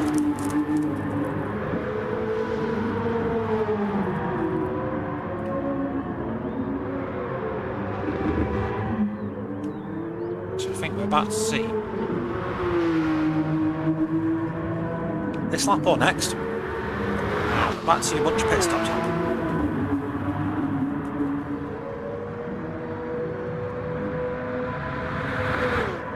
Done an hour and a half. Halfway through this stint now.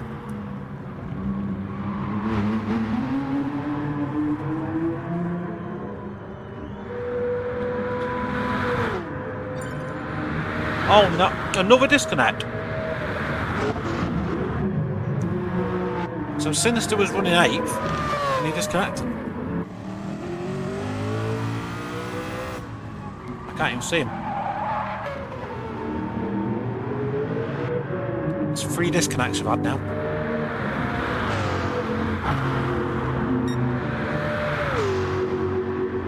Leader in the pits. I'm just looking for where Sinister raced from.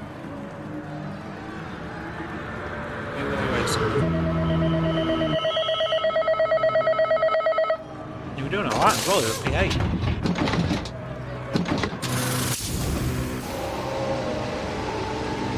Where are you?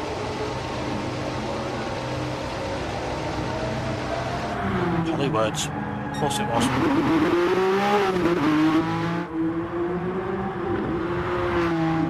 So the Hollywords powered by TXG car is out of this one so far.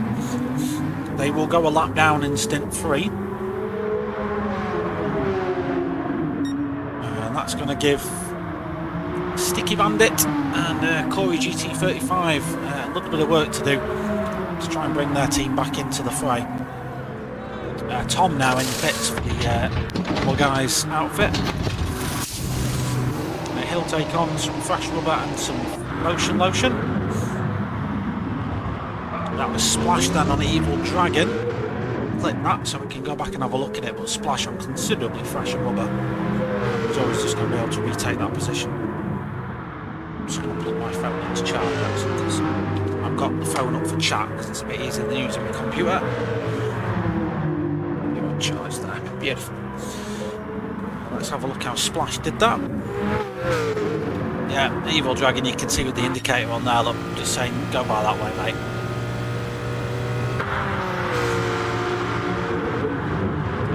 Evil Dragon a little bit earlier on the brakes, and Splash makes his way through.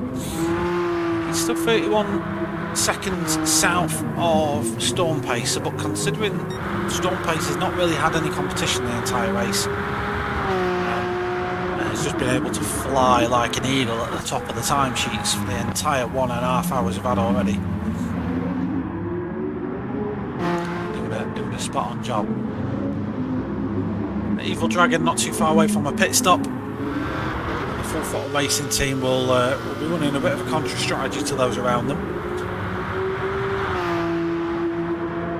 Be in the pits more than likely in a couple of laps. Yeah, Fish, can't agree more, mate. I can't repeat the second comment on stream, but I agree. That's 3 we've had in this stint now.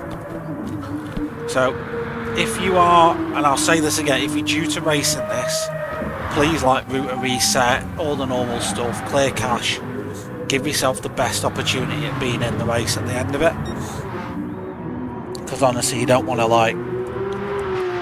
disconnect an hour and a half into a race. Sickening. It always happens in these things, every single time, can't prevent it.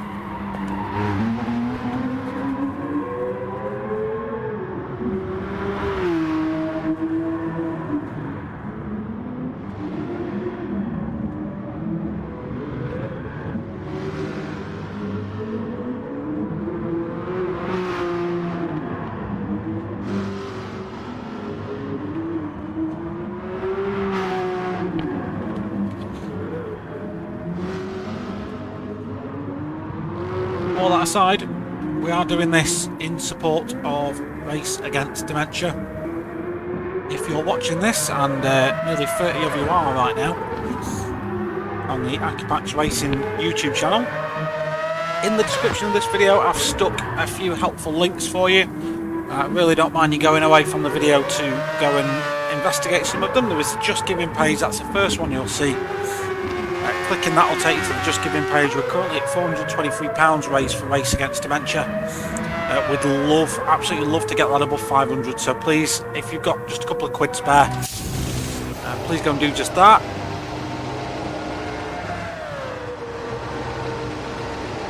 There is also links in there to Race Against Dementia's website, Twitter, Facebook and Instagram.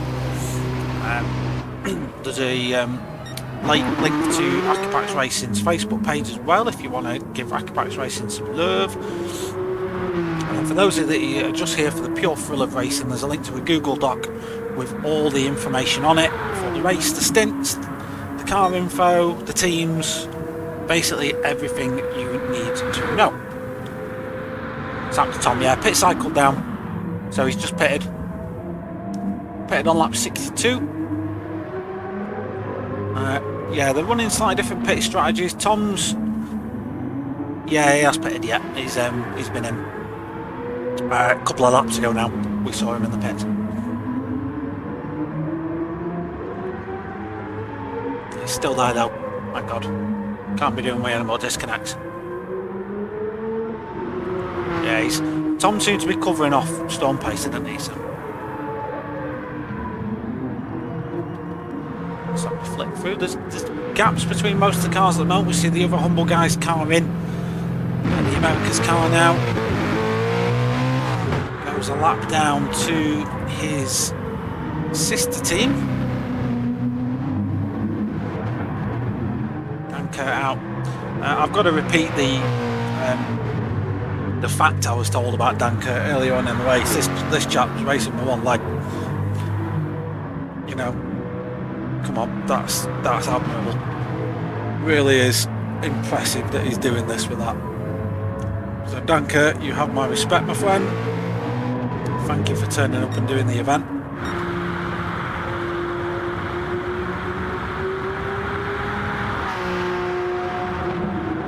Adam, yeah, he's pitted a couple of times this race. They tend to be doing it about every 30 laps.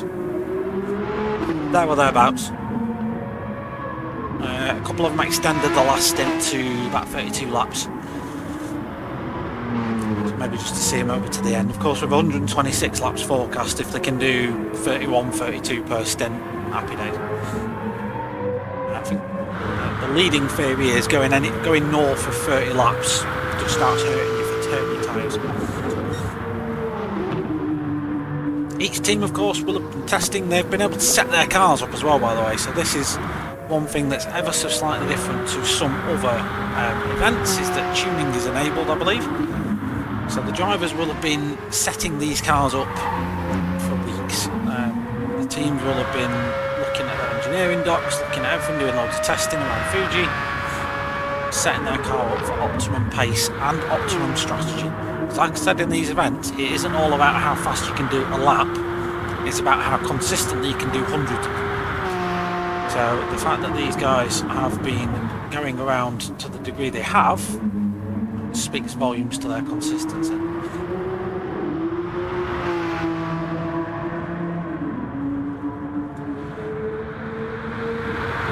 Pointless pitted lap 62, same as leader. Adam Wareham thinks he pitted twice. No, we don't think that, Adam. Oh, a little bit of banter going on here between THG and someone else. Love to see it. See, this is the thing though, like, you guys are in the comments giving each other grief. All in, you know, nice. Not like actually giving each other grief, but nicely. But we're all here on a Saturday, racing against dementia, because it's a cause we all want to support and believe in. So, you know what I mean? You can't fault anybody for that.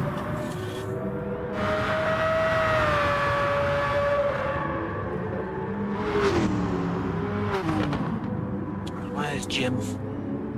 Jim is 9th. Jim is not a million miles away from his next stop. Jim is about to get lapped by storm pace. We know Jim can see it because these two have battled before. Yeah, there we go. Jim gets well out of the way. Don't want any part of that.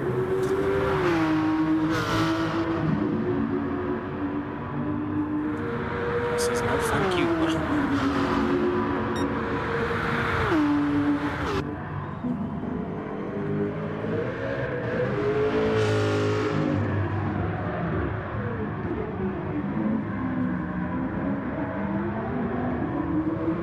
Wait to see what strategies emerge for certain people and just what happens in the closing stages of this stint. Of course, we'll then move to stint 3.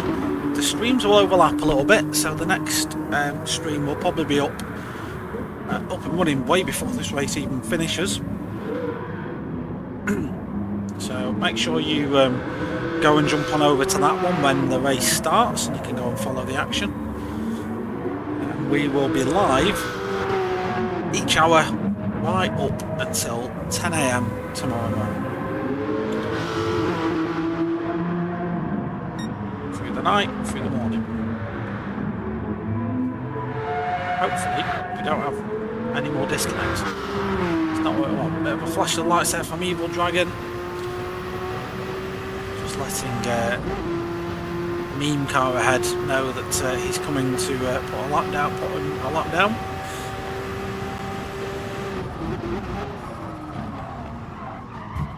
You see there, Evil Dragon had to get out of it then.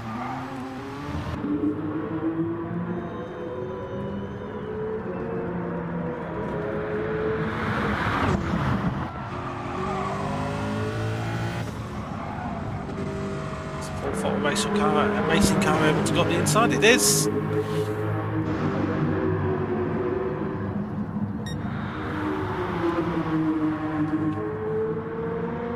Storm pace then. So through the first stint, pulled, if you remember, about a second a lap on everybody else, and since then that gap has stayed about the same.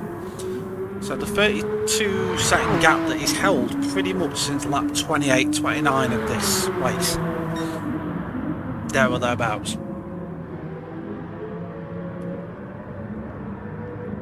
So is he just working out a different strategy? Because it doesn't look like his times have specifically dropped off a cliff.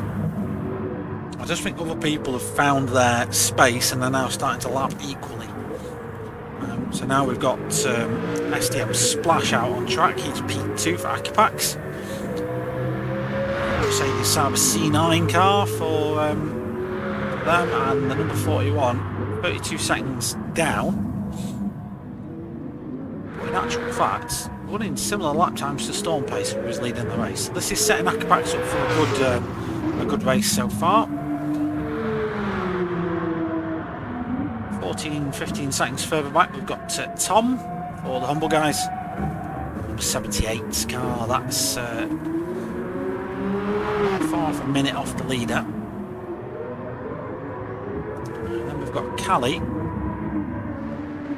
probably the next car for Storm Pacer to think about lapping. He's 14 seconds off the back of Tom driving the Mazda. Seat in the 666 car. Evil Dragon then, who we saw have issues with lapped traffic a few laps ago, has now cleared that. You can see his lap 69, lap 69, which is ironically his car number as well. 27.4 when his pace is mid to high 26, so that cost him a couple of attempts at least. But that's part and parcel of these endurance races. You have to deal with the traffic. Traffic, you have to accept that traffic at times will cost you time. It's just unfortunately what happened. It was even worse at Nürburgring last year, wasn't it? If anyone remembers that, it was just lap traffic everywhere. All the time.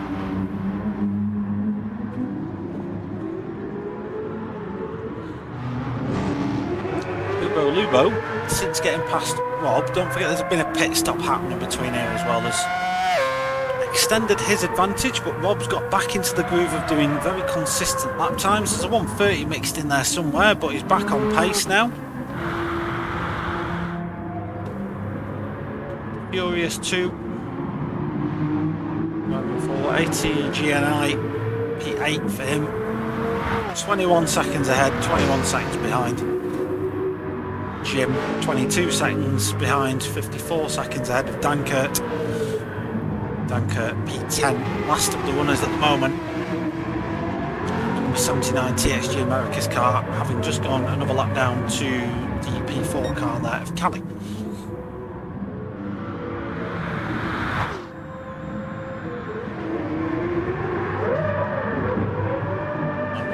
Callie getting on the power a little bit enthusiastically there, as you can probably hear. Moving along the straights. No reason other than to probably just keep himself entertained. Stephen Graham says, man, this lap traffic. Yeah, it's, like I just said, part and parcel, I guess. Yeah, it's not good. It's not good when you're on the, you know, you're trying to get past the car, because they're all, the BOP is such that the car's in theory a similar place. But over such a length of time, there's bound to be a little bit of a difference between what the cars are capable of. Right now, 1:15 to go, past the halfway point of this stint anyway, and then we've got another stint coming right at you, probably even before this one is finished. That one due to get underway at 4 PM GMT, so in 1 hour and 14 minutes time. That'll see another bunch of drivers for each team take to the track. That'll be a rolling start as well. That'll be based on the grid we have here. So however these cars end up is however the next stint starts. All the race times are then taken, so how long the races take plus laps.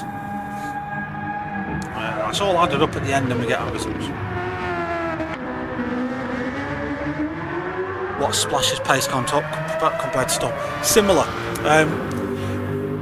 Splash, if anything though, is slightly slower, dipping into the 26s more often than they'd like, whereas Storm's comfortably 25s 60-70% of the time, another 25 lumped in there. But yeah, the AequepaX car is, I mean, it's partly on strategy. He's carrying a little bit less fuel. Tyres are a little bit older than Storm Pacers. Technically it's Tom's P2, but it's just contra pit strategies. So yeah, we'll see how it works out at the end, because we've got an hour and 15 minutes to go. So, you know, the pit strategies they're on, in theory, should be timed to give them the best outcome at the end of the 3 hours. So this bit in the middle, I'll be honest, boys, doesn't matter. Really doesn't matter. As long as the lap times are pretty consistent. You know, Splash might be going a bit slower, but if he can do another lap, a few laps per stint, that makes a time. So it's kind of all about how it plays out in the long game. It's back now, hoping it stays back. Yeah, I don't know what happened, mate. I was gutted for you because you were having a good race.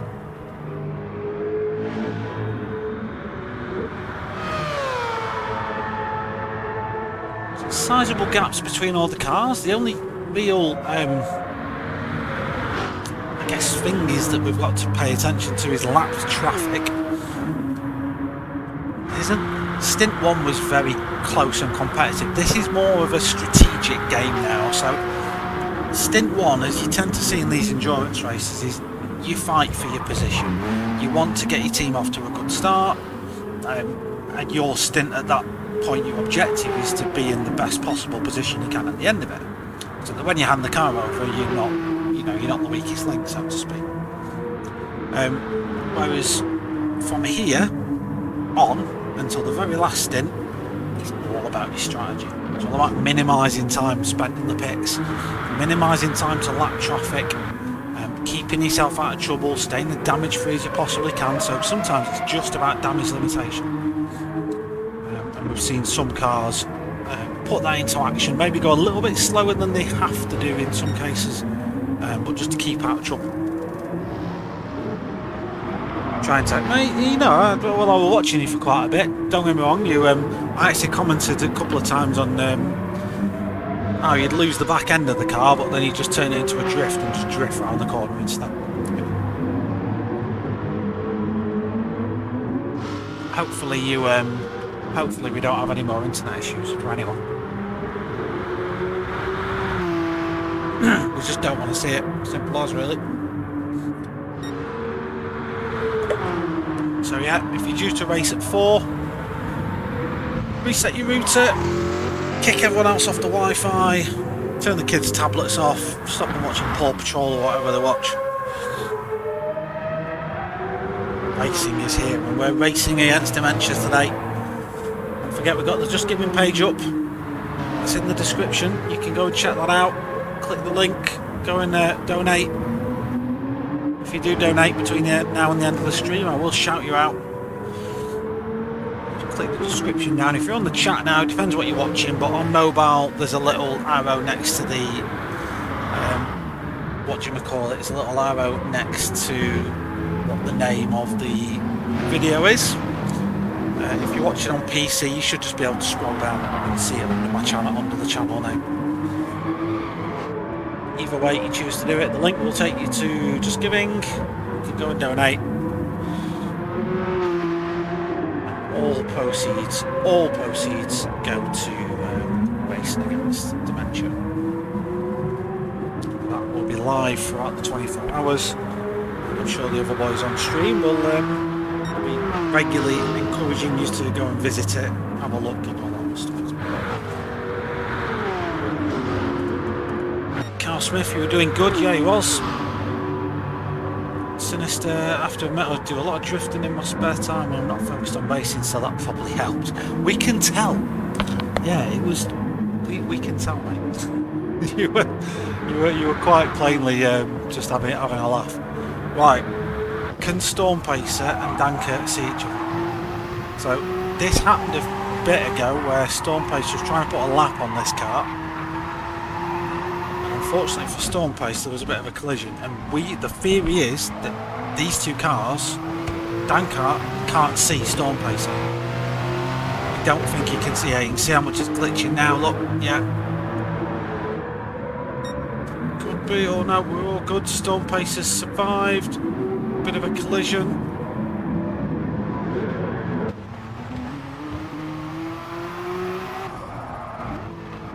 Yeah, he can't see him. I'm convinced at this point that Storm Pacer and Dunkirk can't see each other.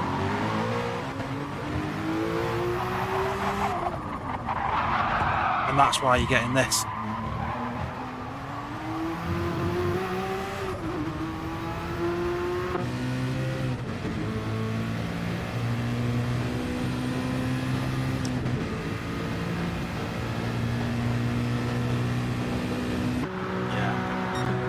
Because I know that's not Dunkirk being, rude, because we've seen him pull over from that cars, so I just don't think he can see P1.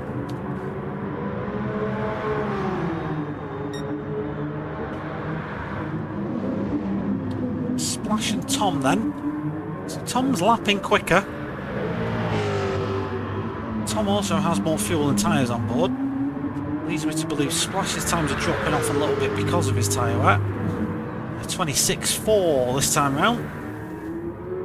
Tom's last time round was a 25.7. Let's see what it is this time.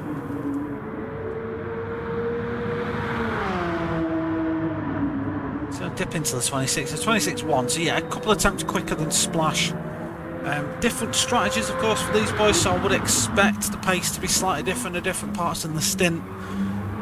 But Tom, don't forget, started near the back because they had a disconnect in race 1, so they are technically already a lap down on the leader. Absolutely done a stunning job so far for Team Humble, guys. Whatever he does from this point onwards, they'll be very sure they're very happy with the job he's done so far. He's bought them, he's given them a chance. Splash, of course, when he pits, will probably jump back down to P3, but it's all about how it plays out at the end. What happened to number 20? Which one's number 20? Let me have a look. Probably disconnected, mate. We've had 3 of them. The team meet, yeah, they're disconnected. That was piloted by SDS MAT. That unfortunately disconnected quite early on. I think it was the first one we had.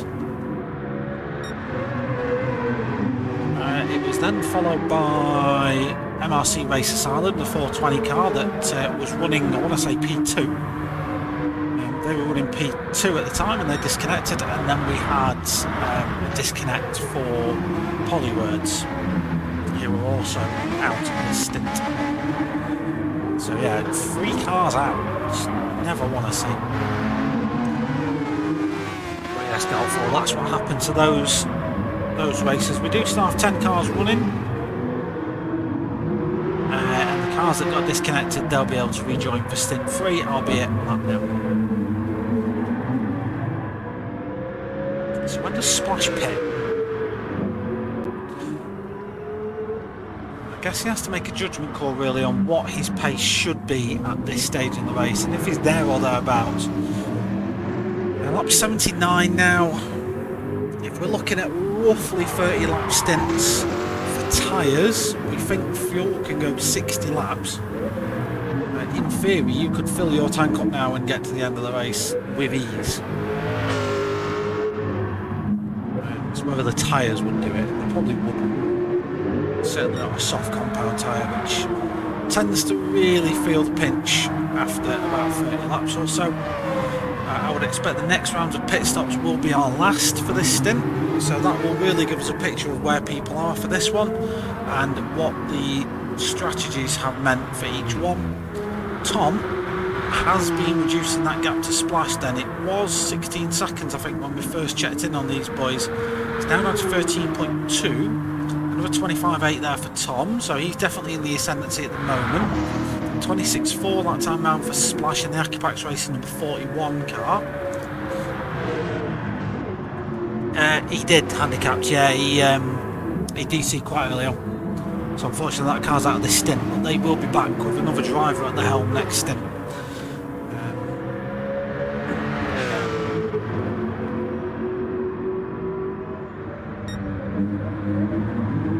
Which, you know, 100% is a shame.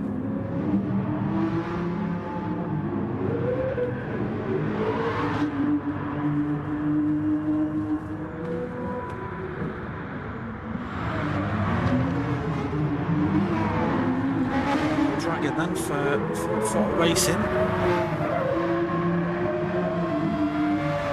Battle at the moment with Cali.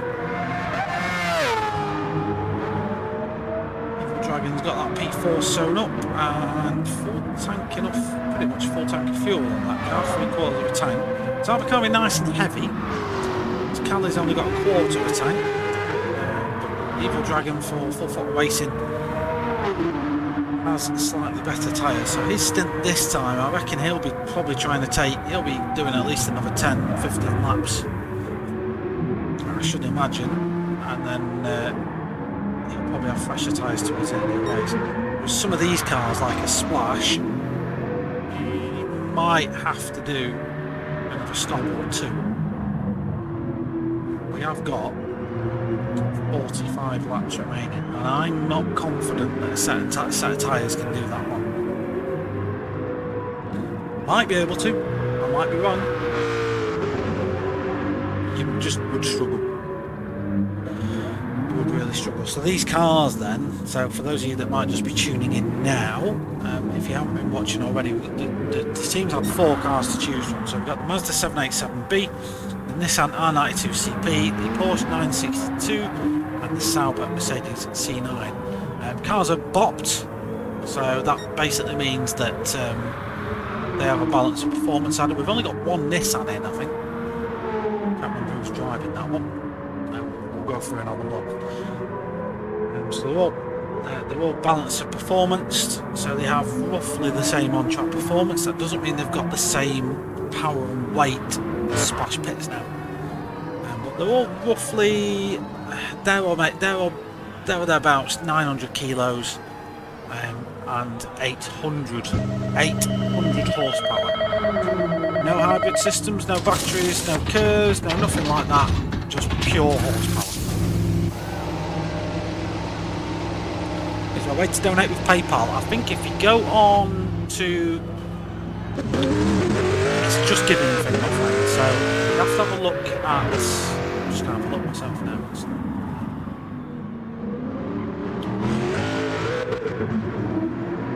I don't know. You have to have a look on Just Giving. So if you click the link in the description, Handicap Gaming, it should be there. That link will take you to AequepaX Racing Just Giving page. We have had a donation 5 minutes ago from Noxy25. He's donated £10. Thank you for that. So that takes us to £433. I will chuck a donation in as well a little bit later on. I'm not going to do it while I'm streaming. I should, yeah. Cheers for that link, mate. It should be in the description anyway. should be able to see it that way. You have to check. I'm not sure on PayPal. I just do all mine through like my card. I couldn't tell you, truth be told.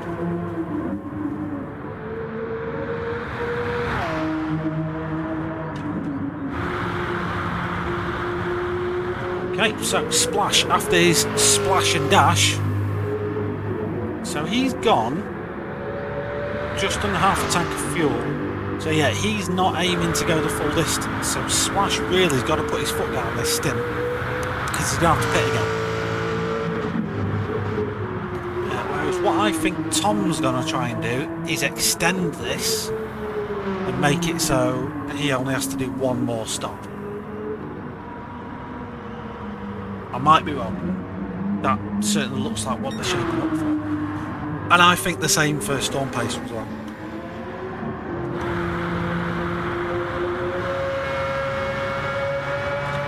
Closest on-track action is between P4 and P5, so ODC Cali and Evil Dragon 99. There's 2 point something seconds separates those two cars. Ali's significantly lighter, but had all the tyres on. So on paper, still a tough one to call. P1 outfit out in 7th. In a race of their own at the moment. They're 42 seconds behind Bilbao. 20 seconds behind P8 Furious 2. There's a lot of penalties to worry about. Then you got VRC Jim in 9th. He's got a good half tank of fuel on board that car. He came into the pits lap 72, was it? No, a little bit earlier than that. So half tank of fuel on board that car. And then we've got Dankert. P10 for the American. No PayPal, unfortunately. Yeah, I'm sorry, mate. I just don't. I didn't know. I had no idea if it did work or not.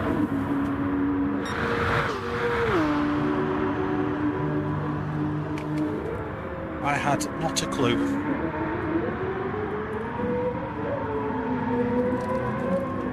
Every time I've used Just Given, it was always what do you call it? I've always just took a card.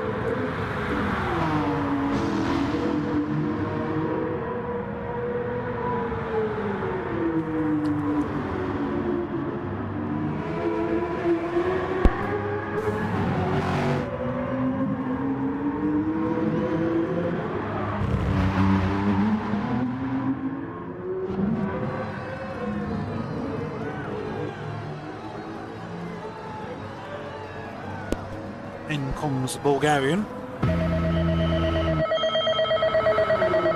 for New Wave Racing. They're going to try and go to the end. How much fuel goes back in this car? That is the question we are all asking ourselves at the moment, especially if your name is P1 Rob.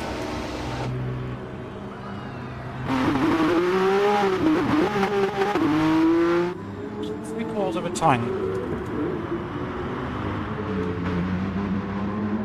That indicates to me they are looking at going to the end. So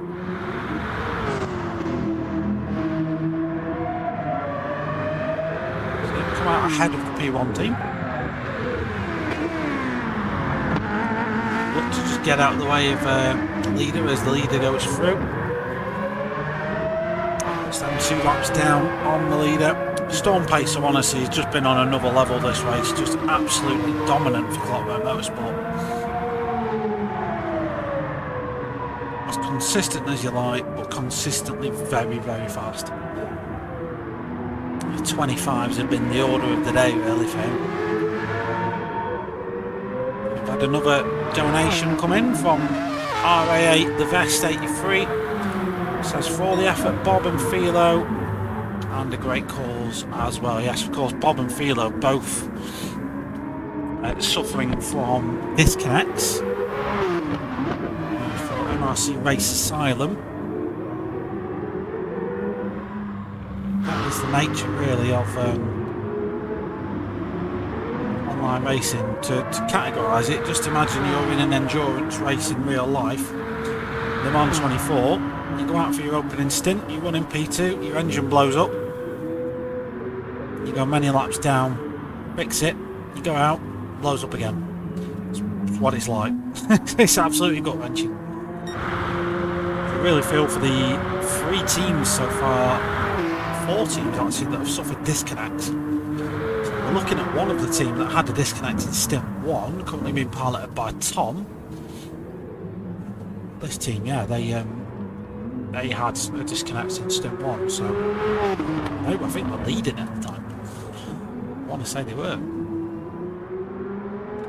So yeah, there's them. And then there is, of course, the other 2 that have suffered.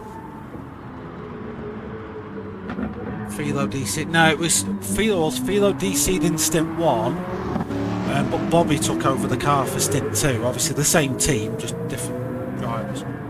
Bobby disconnected.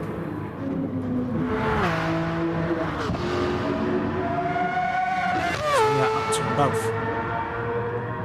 I really don't know what the issue is with that. Like, I think the racing gods just didn't want MRC Race Asylum to be here today, but they keep trying. These things they happen in real life. Like, not a disconnect, obviously, but just get rotten luck in real life as well. And you know, the sim world replicates that in the only way it knows how, and that's by chucking you off the circuit.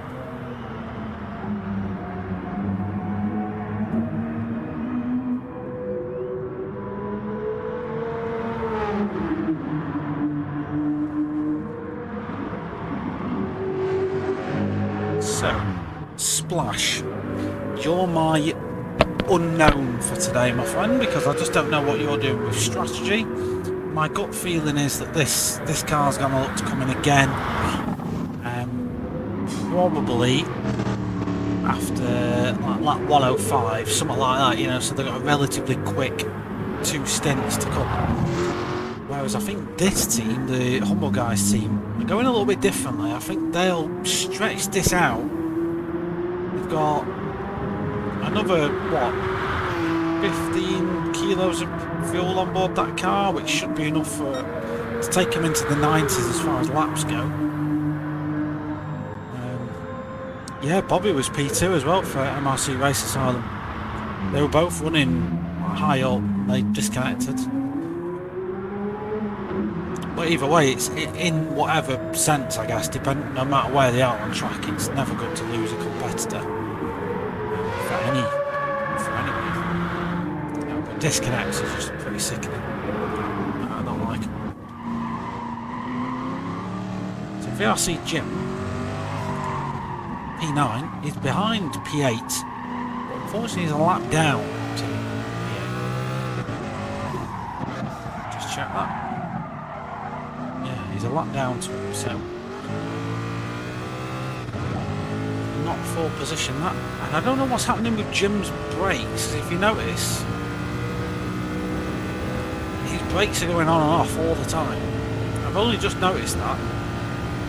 But if you look at the bottom of his screen, when he's not on the brakes, you will notice that brake pedal is, see what I mean? Constantly going on and off. So that tells me that there's a technical issue with that car. Probably one of the reasons why it's lost so much pace.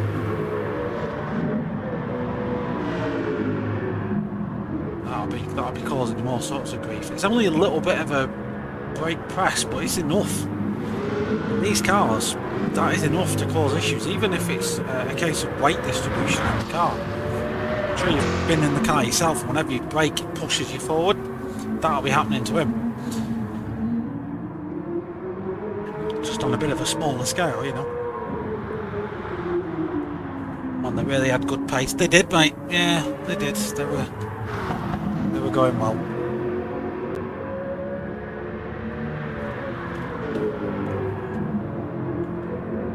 So Splash set out to do a quick stint, and that's certainly what he's doing. Into the 25s comfortably now for AequepaX Racing. 36 seconds clear of Evil Dragon for Full Throttle. What are these guys going to do for strategy?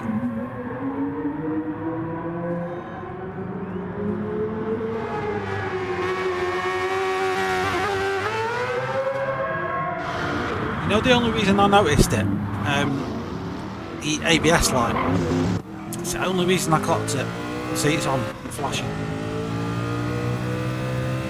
And once you know what that means, that usually means that brake pedals are cracking. Or there's some sort of issue with it or something like that. So. It looks like a small input, but it's enough. It's enough to really put you off your game. So Storm Pacer closing in on a pit stop then, 90 laps in. Tom not far away. Tom could probably afford to go an extra lap on Storm Pacer, but whether he'll want to or not, I'm not too sure. They will have their strategy mapped out, how long they need to push the stint for, how much fuel they need to put in, because they know how many laps they're doing. 126 laps in total for this stint. Should have that roughly by 7. There may be normally the last stint might be a little bit smaller, just because then you're making sure you're at a certain level, a certain amount.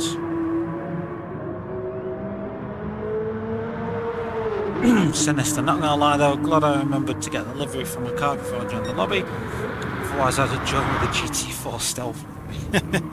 Yeah, it was and I went and did a livery check up on everyone as well, to see what everyone's cars were. I'm a pad driver, don't know what that means now. I know. Cool. Yeah, it's your braking. So it's just like your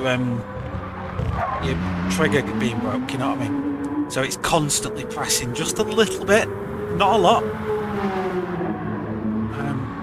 just enough so that it, and I mean that the impacts that'll have as well, that impacts tyre wear, because if you're constantly on the brake, you're constantly heating up the brake, that heat then is going into the tyre.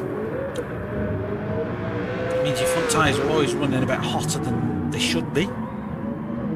Again, not by tons, but enough. Around a circuit like Fuji, which you do need your lateral grip, that again matters, you know. So hopefully Jim can get that, they can get that car fixed for the next time out, the Mercedes C9.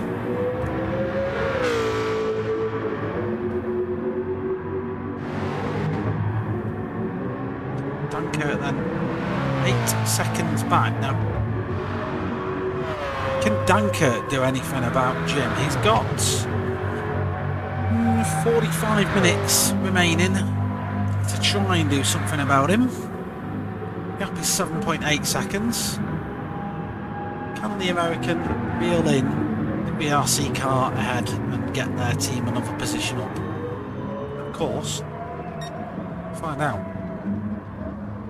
So when does CWM Storm Pacer pit? Undoubtedly the car that has held all the aces so far this race, nearly a minute ahead of everybody else, is not far off lapping the entire field. Tom is 20 odd seconds ahead of him, 35, yeah, something like that. There he is. Yeah, Tom's about 25-30 seconds ahead of him on track.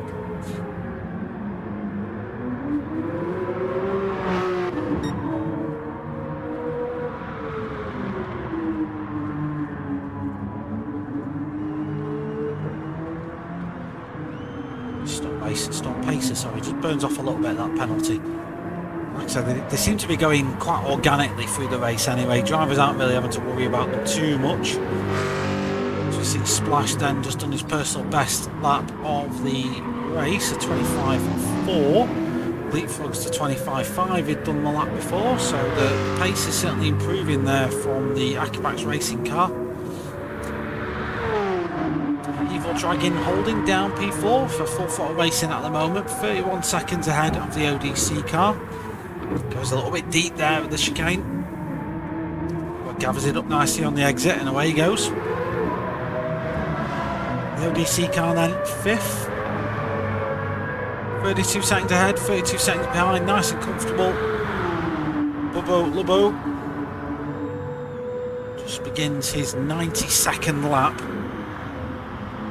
on this Fuji Speedway, and he is comfortably ahead of P1 Rob at the moment. We saw that move get made not so long back.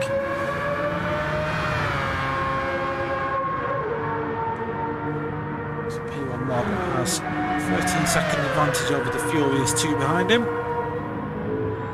Similar pace. Furious 2 is due a pit stop. Jim and Dankert, who we said would keep an eye on that, these two relatively consistent in terms of the gap. So we're not really seeing the gap stretch out anymore.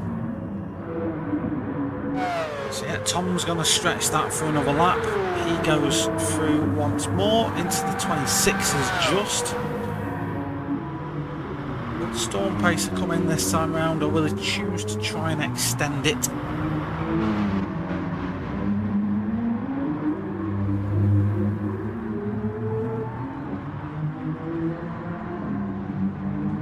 Another donation in during the stream from Clockwork Motorsport, Norman Tares, and I'm pretty sure you're the chap that was dominant in race 1. So, your compadre is just in the pits, and he should pit and come out ahead of this bloke. Always a pleasure to do these events with you guys, says Norman Tares, and has chucked in a $20 donation. Appreciate that, mate. Down the skate. Let's go, Dankert. Catch him, bro. He's about 10.7 seconds away at the moment, but pit strategy could change all that, you never know. So Storm Pacer comes out, maintains a healthy lead. We won't really get an update on just how much of a lead that is, just for the time being. Until the timed and screens update. We are likely to see Tom in the pits. Yeah, he's going to peel off. So we'll have an update on those splits. Oh, Tom got that wrong, did he? Will he get a penalty for that? Who knows? It was about a minute before they came in. So Splash will go through to take P2. He does have to pit again. Storm Pacer and Tom, this is their last pit stop. So Splash has got to take full advantage of this now. As he's going to have to pit again, it's really him v Tom. So Tom's going to go in now. He's got a little bit of front aero damage, which I'm guessing he earned on the way into the pits. I will have slowed his pit stop down by a second or so. And yet he comes out 57 seconds behind Storm Pacer. And importantly for the race, 23.8 seconds behind Splash. So the theory is Tom should retain that position overall once the pit stops are all cycled through, because like I say, this chap's got to come in again. I've got enough fuel to make it all the way to the end, so we're looking at about another 30 laps now. So 30 laps is about a stint's worth of tyres, so Storm Pacer and Tom have timed theirs pretty well. Splash's theory's been a little bit different for AequepaX. They've just gone for shorter, more punchy stints. Go on, Splash, just push him along for a bit, mate. Just give him a push. Speed him up.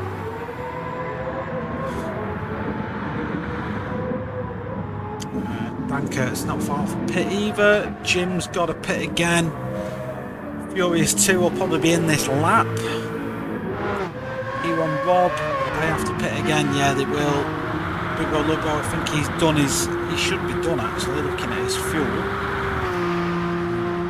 He's probably going full distance, so is Callie. Evil Dragon will probably have to pit for tyres. Shouldn't need to take much fuel on board, so we're looking at about half a tank there or thereabouts for the 30 laps they'll need. So I wouldn't expect too much fuel in for him, but he'll need tyres. Loving all the liveries. Really nice work from the team, says Dane Black. So yeah, definitely. We had a look through them in a bit more detail earlier on, but yeah, they've gone extra on these. As we have a quick flick through, as Furious 2 then comes into the pits.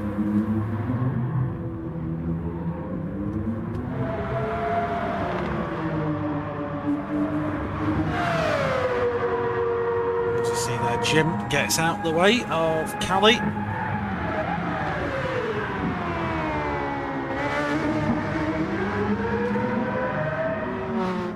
It's Bubba Lobo. Button. Bit of a drift through there for Bubba Lobo, but Bubo Lubo, I'm just going to call him. You want Rob? I like this one, Dane. It looks like, I don't know what it looks like, but it just looks really nice. Just the matte black and goldy type look, I think looks really clean. And then you can't knock a golf livery, can you? The golf livery, so. That's Furious 2, who has now been in the pits, fresh set of boots, full tank of fuel, going to the end for him. Under no threat from the cars behind. Of course, Dunkirk now is pitted as well.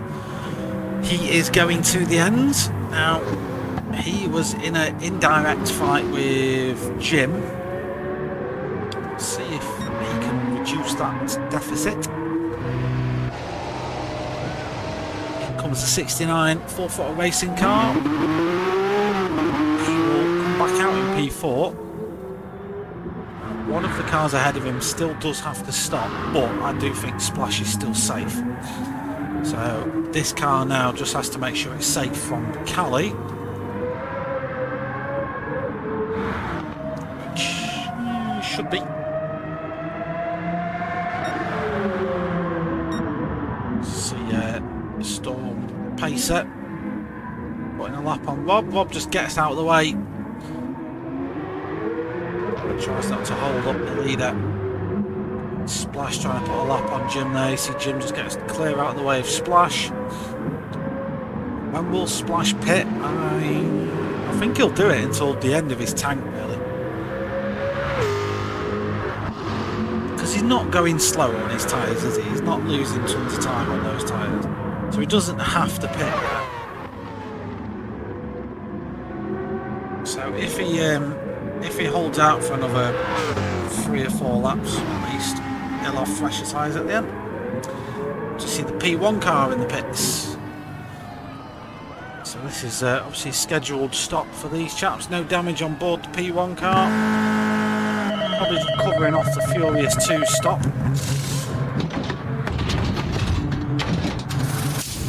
So Furious 2 stopped a lap or so ago for their final stint. That noise. Woof. Love it. That comes Rob then. The Furious 2 on the start finish straight. So yeah, Rob would have just wanted to cover that off. P7 for him.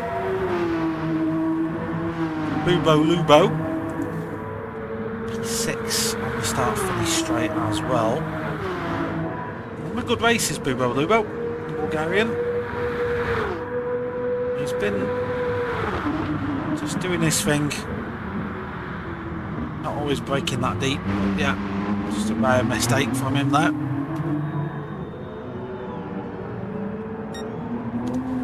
So Storm Pacer gets ready to start lap 100, or should I say 226 or whatever it is overall.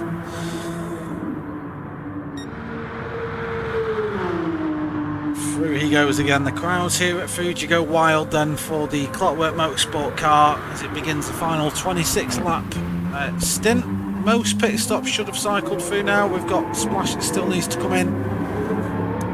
I personally think he's going to leave it a couple more laps. Is he veering off to the right though? No, he's carrying on. Just a quick flick through the cars. I'm pretty sure everyone else has stopped now. It's just Splash that we're expecting in. Oh no, we've got Jim to come in as well. Jim again, I think he'll probably just leave it. Thing is though, the longer Jim leaves it, the more of an opportunity that might give Danker. So Danker is on fresh, soft tyres. He has got enough fuel to go to the end. And yeah, if he can get that gap to below 32 seconds by the time Jim pits, he stands a good chance of undercutting. That 787B sounds honestly hurts your ears after a while of music from headphones. Got to turn the volume down. Yeah, well, Thingamajig said similar in race one, didn't he? Where is it, Mazda? Let's have a look.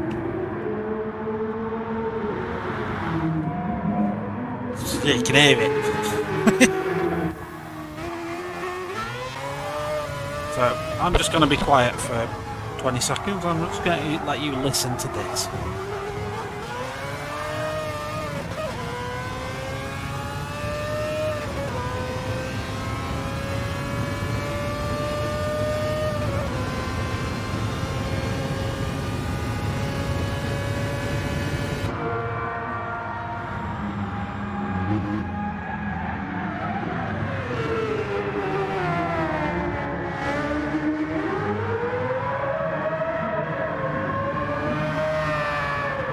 I love it.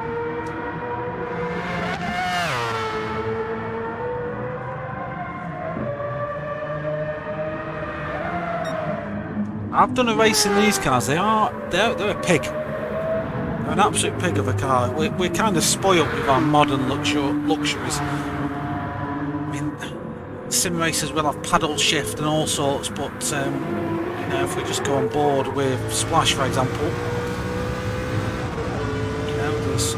Manual gear shift there that he's having to move about. You know, none of this fancy nonsense that they've got nowadays. It's a chair and an engine. That's what this is. Some wheels on it.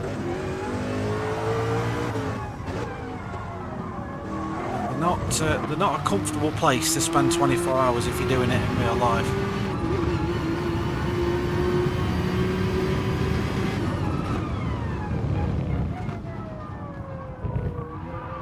Mazda.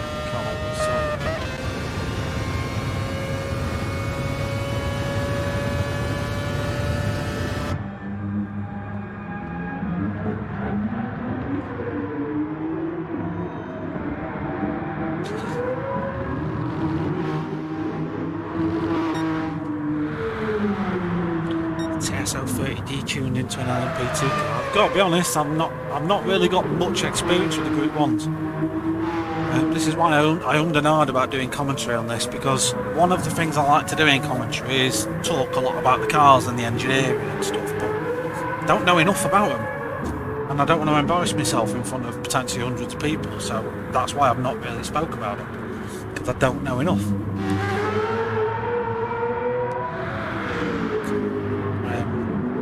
I know of them, obviously, but I don't know it. My knowledge is all in Group 3s. GT3, sorry, and all that sort of stuff.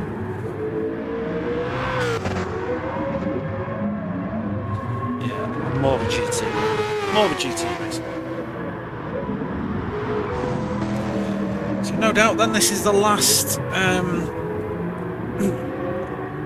AXR event we'll see on GT Sport. Future ones from here on in will more than likely be on the new game, which comes out in about a week's time now, I think, a week or 2 weeks. Which is GT7, of course. Splash carries on for another lap. Personal best, 25.4. That's how light this guy is on fuel. There's that little fuel in there, it's just not affecting him anymore.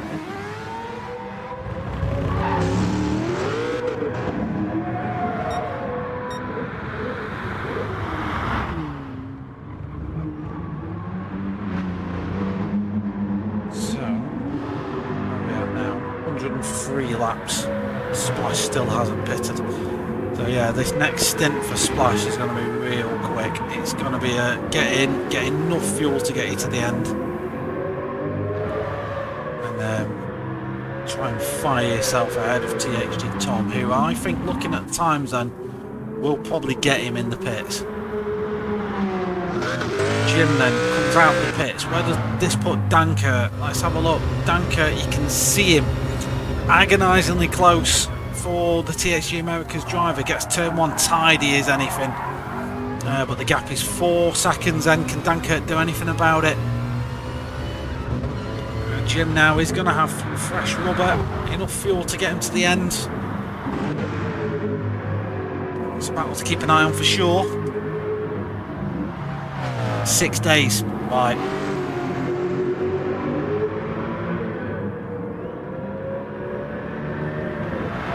Yeah, I'm actually, confession time, I've not even ordered it. I never do get a game on release day. It's like a little superstition I've got, because I've always sort of thought that release version games are full of bugs. And it harks back to when you used to have to get them on discs. If they were buggered from start, that was it. Nothing you could do about it. So yeah, I never do. I never get it. But we'll see. I've only got the PS4, I've not got the PS5 either. I can't afford a PS5, so if I get GT7 it'd have to be on the old platform anyway.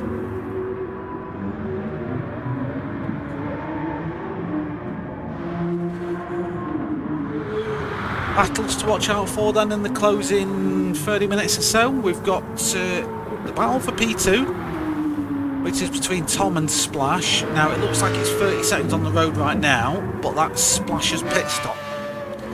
I reckon when Splash stops, could be this lap now, he will see that gap falling and he probably won't want to drop it anymore. Yeah, he may... No, he's going to carry on, is he? Yeah, he's going to carry on.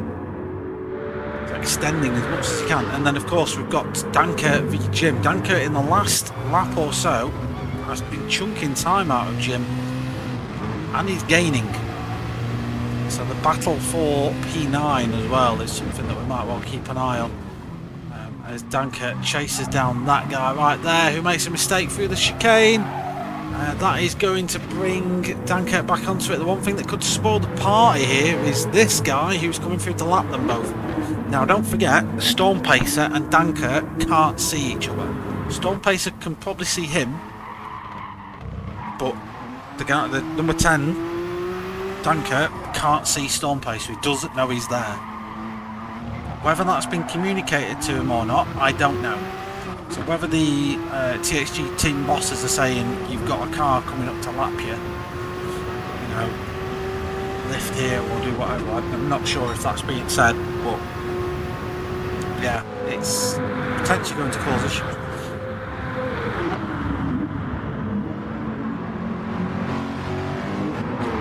Lots of shouts for Dankert in the chat. Jose, this was supposed to be my GT Sport goodbye race. Well, it's not over yet. Anniversary edition gives you the PS4 version for 20. Good deal if you don't have the PS5 yet. Yep, I might look into it, you know. Because I'll let it get. Right. Storm Pacer needs to be careful with this because he now knows Dankert can't see him. Storm Pacer doesn't need to rush this. He doesn't need to worry about it too much. He's got through. The gap between Dankert and Jim is down to 2.8 seconds. So Dankert is catching. Splash is carrying on. Splash is still going. Waiting for him to pit. Also, was there a reason Jag XJR9 wasn't included in this event? Good question, not one I can answer. I honestly don't know. They've only included 4. I'm going to assume it's for bot reasons. If you've got a car that is ridiculously OP on the straight line, where most of your overtaking is going to happen, it makes sense to exclude it in favour of better racing, you know. Right, so Jim's just had to let... Oh, and this is getting close now because Jim's had to let that lap car through. This is brought Dankert right up on him now. The gap is 0.3 of a second. Can the American do anything here? It's going to be close. Is he going to go for a move? No, he has a think about it. Jim goes wide. Dankert's going to try and fly one up the inside. Jim gets on the power early enough though, but that car's brake issue is absolutely tormenting it. Your brakes every now and again are just flickering on.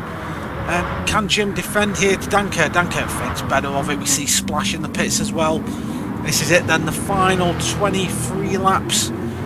Dankert stays back then and just thinks about it another day. Let's have a look then and see on board with Tom. We're looking for a car peeling out from the pits on the right hand side. You can see it, there it is, going on turn 1 now. The gap between P2 and P3, 6.1 seconds. Splash has the track position then. That pit stop didn't take him anywhere near as long as we thought it might, and he retains P2. Dankert then isn't in the slipstream of Jim up ahead. He's not getting sucked along, unfortunately, and I think he was hoping that's what he could do. See if this evolves. Now, until Jim's tyres are warmed up, which may take a lap or two, Dankert has an opportunity to really tuck himself under the rear wing of that car. We'll check back on that. The gap then between Splash and Tom, 6 seconds. Splash has the freshest of the fresh tyres though. And I think this has been somewhat of a strategic masterstroke then for AequepaX Racing, calling that pit stop strategy just to make themselves uber quick for 2 short stints rather than trying to extend. And they risked having more lap traffic to deal with. And they risked making a mistake more because they were doing quicker laps. But ultimately it has paid off for them, and they are P2 with just under 20 laps remaining. Stint 3 is coming up. That will be live and direct with the next drivers. That'll be streamed by Paris, I believe.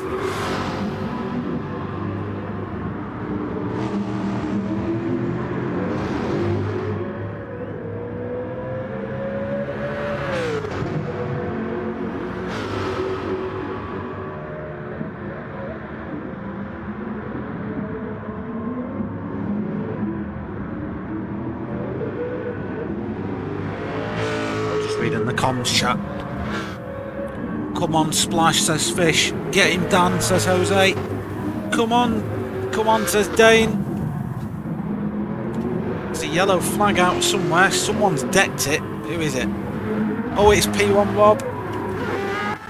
What happened? We've not seen many mistakes happen at all. I think he just ran it a bit wide. Yeah, just cooked the rears.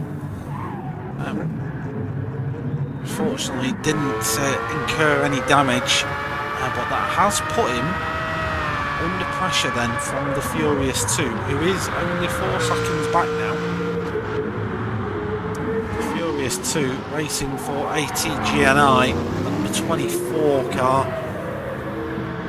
Is he potentially looking at a move here to try and get closer to P1 Rob? The gap between Jim and Dankert has settled somewhat. 1.6 seconds is the gap now. Dankert out of the slipstream and not able to get any extra time on the car ahead. Splash v Tom, very similar laps last time. 26.1s for both of them, so that gap is relatively stable. Tom this time just reeling him in ever so slightly. Get 5.1 seconds is the gap now. Shouts for Evil Dragon in the chat. P4 for the Full Throttle Racing outfit at the moment, with a 4-second advantage over Cal. And they did. This is an interesting start, right, for you, Buster. Evil Dragon's last lap, 126.793. Callie's last lap, 126.793. They did to the millisecond the exact same lap time. Ridiculous consistency. Who's next for Team Meet Me? I don't know. I can tell you who the drivers are, but they don't have. They haven't had to list who's racing in what stint, so I don't know. The drivers for Team Meet Me are... it's got to be either Falcon 1232 or S. Is that SJB or... Who raced in Stint 1? So the drivers for Team Meet Me are Falcon, SJB, Insane Bro, GR1M, and SDES Matt. It's one of those guys. But unfortunately, I know not of who. I'm not able to tell you, unfortunately. The lobby for the next lot is up, I think. It will be up. Let's have a look.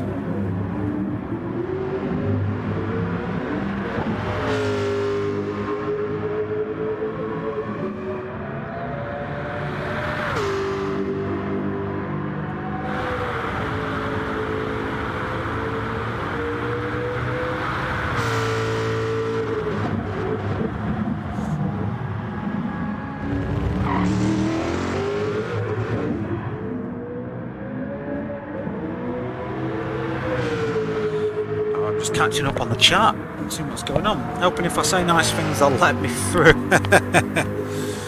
Yeah, loving the ODC livery. Yeah, it's a banger. It's sideways. Oh no, for Callie, he's had a disaster there. What's happened to him? That's a disaster for Callie. He's got some suspension damage as well, a little bit of front aero. We can go back and have a look at that. Hard to say what caused that because it's not in a part of the track where you're going obscenely quickly. So here we are coming down to the Dunlop chicane. Nice. Oh, he just got it. Yeah, he got a tyre on the dirt there. Then he powered out through it, and then it happened again. So just running the track limits, and he's gonna have to pit. He's going to have to pit this then. That then helps Evil Dragon out massively. That's the pressure off Evil Dragon completely now. And the Full Throttle Racing driver can now just settle down a little bit. Callie's going to put some fresh tyres on, repair that damage, and put a bit of fuel in to get to the end. Does that do anything for Bubbo Lubo? He's going to bring him close to the fight.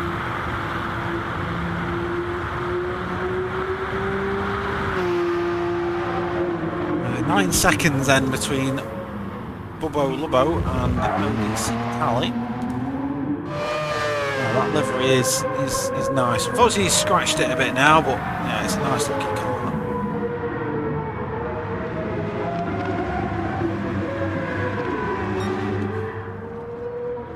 So in about 5 minutes' time, I need to go through the grid and where they are, so that the host for the next lobby can get that set up. Hopefully I remember to do that so that this event runs smoothly.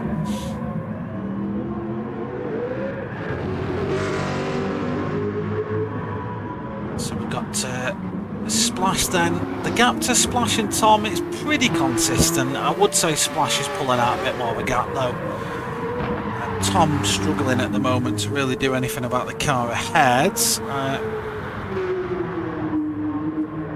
Yeah, good luck, by the way, if you're driving in Stint 3, which is coming up next. Genuinely good luck to you. I hope it goes well. There will be commentary live on this channel as well. There'll be a stream going up very soon. No doubt the lobby's already open for them to get you practicing.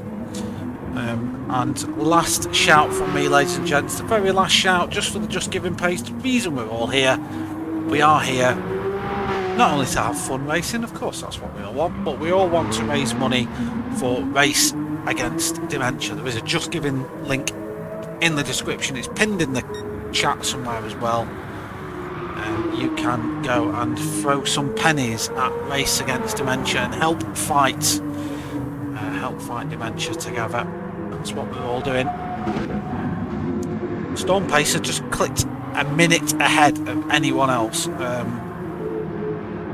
2 hours 43 minutes of racing that we've had so far. Absolute dominant performance from him, must be said. And Splash, solid P2 at the moment. TXG Tom, P3. And then we've got Evil Dragon, P4. Full throttle racing, 40 seconds now ahead of Cali. He's trying to put a lap on P7. Bubbo Lubbo, P6 for him. With the Furious 2 in P7, but being chased down by P1 Rob, so we might have a switch of position yet. Who's your driver of the stint? It was, and I'm saying it was Bobby.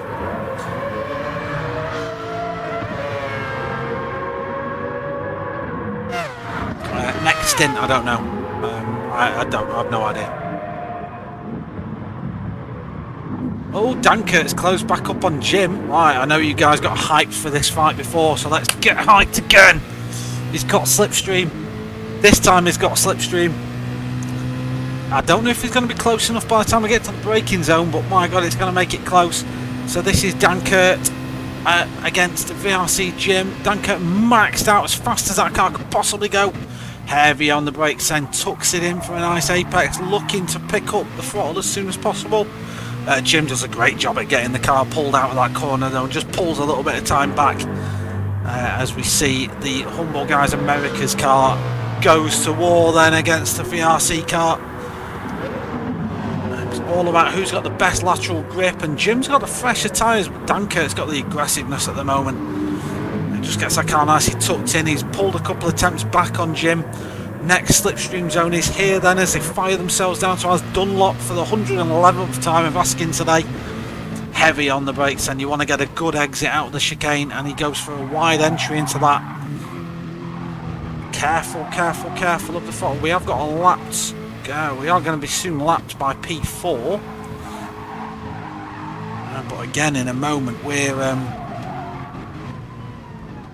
going to get onto the main straight again.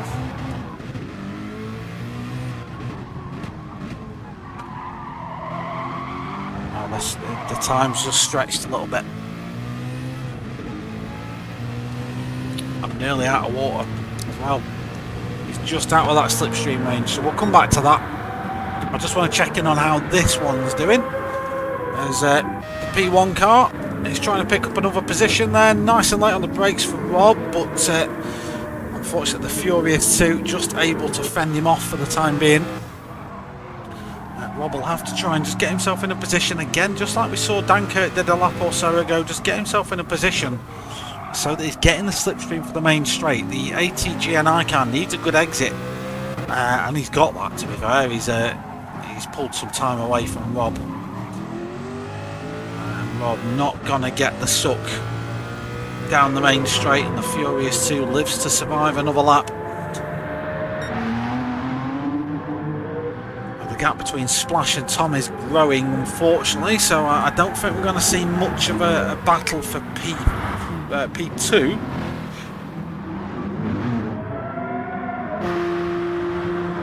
Maybe close on track, but position wise, other than these two little battles at the back, they're quite spread out.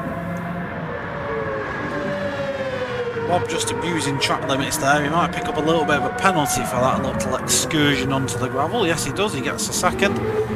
Again, I don't think there's any rules with this. He can just get rid of it as he pleases. You don't have to necessarily slow down or anything like that to shun it. Shouldn't have too much of an impact. One good thing we've seen is the drivers haven't been abusing it. Like, I've not seen anyone repeatedly cutting corners. Very few penalties have been earned in this race, and the ones that have been earned have been pretty genuine, so yeah, I'm quite glad to see that. So after 2 hours 50 minutes, we're not a million miles away from calling Stint 2 a day and starting Stint 3. Highly likely that Stint 3 will start before this is even finished, so on your YouTube you should have a Stint 3 commentary going up soon. It isn't there yet, but we'll be there soon.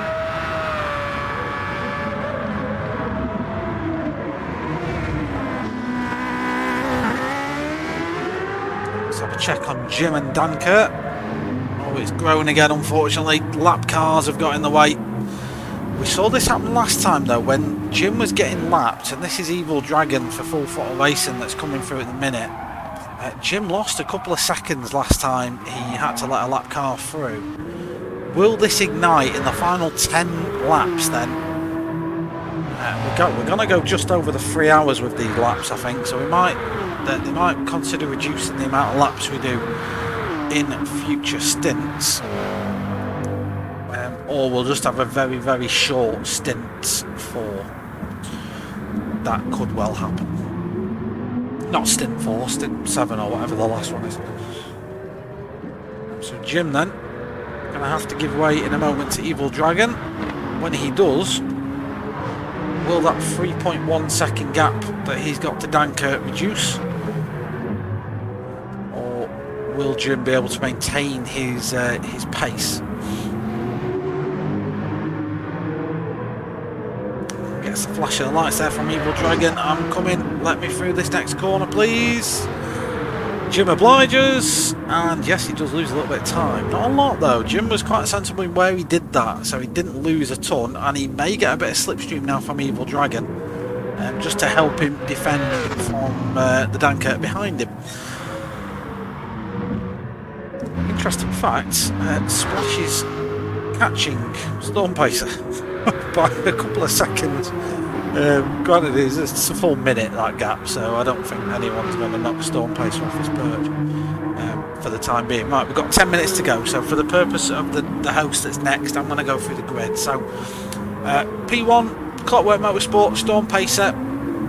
P2, AequepaX, Splash. P3, Humble Guys, Tom. P4, Full Throttle Racing, Evil Dragon. P5, ODC, driven by Cali. P6 is New Wave, Bubo Lubo. P7 is ATGNI with the Furious 2. P8 is P1 Racing Community, driven by P1 Rob.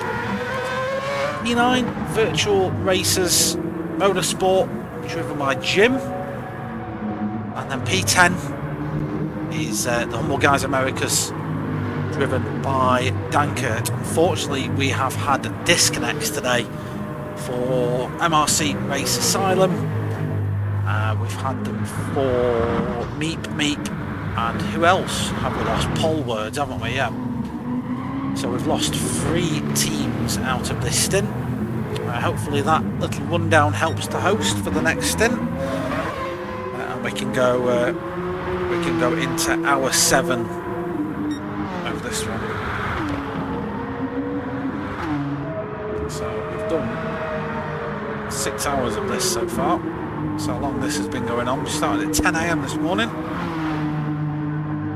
Thingy took us through the first 3 hours on comms. Did a great job of it. Loved listening to that. He'll be back for more stints later. This is my only stint today. Family commitments mean I couldn't pick up any more, so this is just me. I'm only on for this one. But there'll be a commentator live in a minute for stint 3. Driver of the stint. I'm going to say Tom. Tom is my driver of the stint. I think because they're a lap down. I mean, driver of the stint still going is probably going to be Tom. His pace has been phenomenal, consistent as anything. The team's a lap down, so for your morale, what does that do? Does that give you a purpose to fight? And he's kept fighting. So yeah, I think Tom. But I deliberately haven't chose Storm Pacer on the basis that he's dominated the entire thing. But yeah, I'm going to say Tom. Endurance Nordschleife, we did that a year ago. Dan can get him. Go on, Dan. I'm not on mic with Dan, unfortunately. Get her done, Furious. Let's have a look at him. He's holding off P1 Rob. He's built that gap, actually, it must be said. P1 Rob was looking like he might just get him at one stage, and has dropped back a couple of seconds. We've got 8 laps to go. Anything can happen in the next 8 laps. It could change again. P1 Rob now beginning just to get lapped by P6.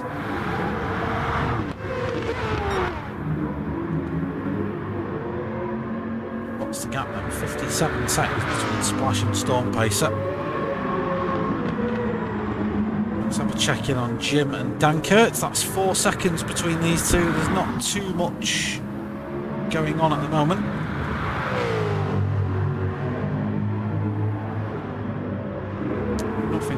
Nothing to mention.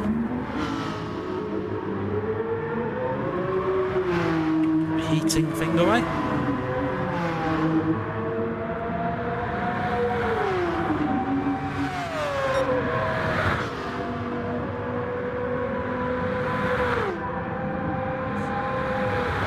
Closing in then on the final stages of this race. Another 4 laps to go. Storm Pacer starts the 122nd lap. To give you some context, Dankert's on lap 117. So that's just how quick Storm Pacer's been on this race. He's just another level. Dankert's 4 laps down just on pace to Storm Pacer. No disrespect to Dankert. We spoke earlier on in the race about his overcoming his struggles, and he's not, he's not a million miles away from Jim. But I'm just saying that to demonstrate the utter raw pace of the Clockwork Motorsport team this stint. They have been on another level. We've seen good resurgence from AequepaX Racing as well, with Splash at the wheel. Stint 2, they've really put themselves in a position to fight later on in the race, up to P2 now. Getting the better of the Humble Guys team, but my driver of the stint does have to be Tom, I think, for the way he's approached it. The racing that he's had, and let me know in the comments who yours is, please. Like, if you've got a different opinion, I would love to hear it. Evil Dragon for Full Throttle Racing. There is always one driver that somewhat sneaks under the radar, and that's Evil Dragon. And again, his pace, his consistency has been bang on. He's also not been drawn unnecessarily into any fights and battles, and he's just done his thing. And I'm sure the Full Throttle team will be more than happy with his performance in this stint. You may see him in another stint a little bit later on. Callie, fastest lap of his race so far, 25.5. So he's currently in P5. Lubbo. Bit of a penalty for him, P6. Minute 20 ahead of the Furious 2, who is going to be lapped in a minute by the car ahead of him. Well, once Storm Pace has gone through anyway. Then you've got P1 Rob. Going agricultural, maybe just trying to stay out of the way of a car, I'm not sure. But he's not able to get the Spaniard up ahead. Then you've got VRC Jim, P9. Him and Dankert, the pace is pretty much identical between those two. Dan is a fighter and an inspiration. I could not agree more. Couldn't agree more. Really couldn't. Absolute, what an absolute boss that guy is. So we're starting the final laps here at Fuji, 124 then for Storm Pacer now, as he puts another lap on another lapped car. Fastest man on track at the moment though is this man for AequepaX Racing, Splash, who is dragging in Storm Pacer's time. Every second counts, don't forget it's not just finishing positions. It is all about time. So at the end of this stint, once I've done streaming, all the timesheets get sent off to Groot, who then does all the calculations, and it all gets added up into a timesheet. And it doesn't really start making sense until a few stints have gone and we start to see how it's all playing out. Teams will then use that for their strategy and we'll know what to do. Hopefully I'll be speaking to some of you in the comments in the next stint. It's been an absolute pleasure doing commentary for you for this 3 hours. Thank you for AequepaX for inviting me in. letting me do. Apologies, I can only do the one stint. I know Thingamajig's picking up half the job. He's doing all the heavy lifting for us. We appreciate him for that. Please do show your love and support for everyone that's got involved in this little project, the Race Against Dementia. One final check of the Just Giving page. You can check that out, by the way, link in the description. Yeah, we're at £458. Chuffed to bits with that. Well done, everybody.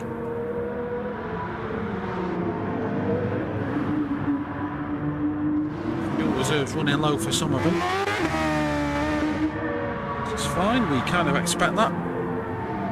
Jim and Danker still 4 and a bit seconds apart, so keep an eye on that. Yeah, but just about to start his final lap then, his Storm Pacer.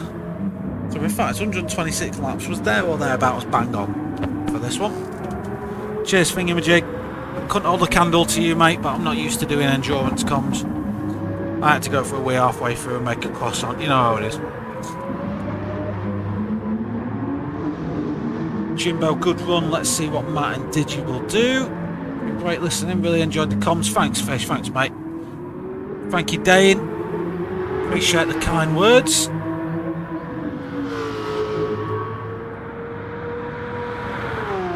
Hopefully you have enjoyed it, and your time here has been well spent. And just here to watch Storm Pacer as he starts the final lap of his stint number 2. The 6-hour mark has been crossed. Storm Pacer leads the way, 54 seconds ahead of Splash.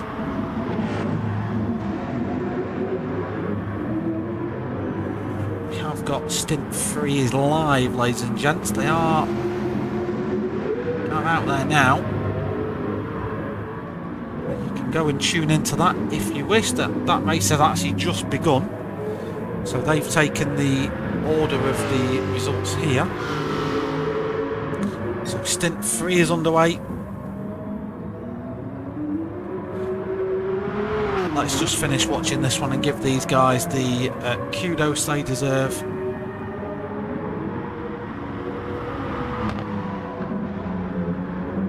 As a Storm Pacer then, after a dominant performance, really, really clinical work by the Clockwork Motorsport team.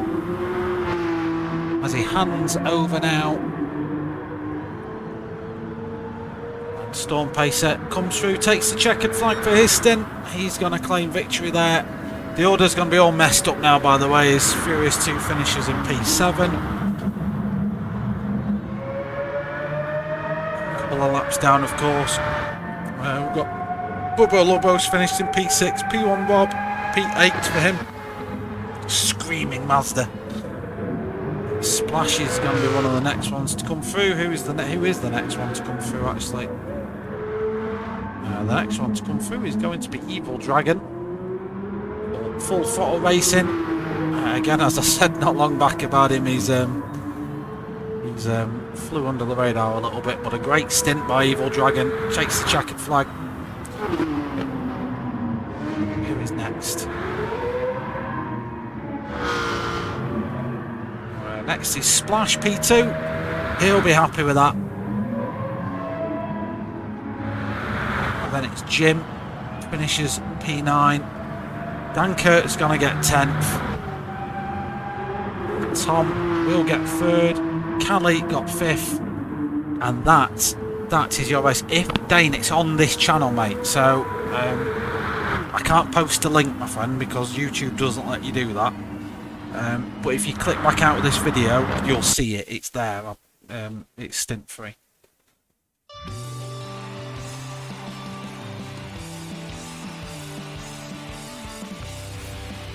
Yeah, so that's it. So well done to Storm Pacer.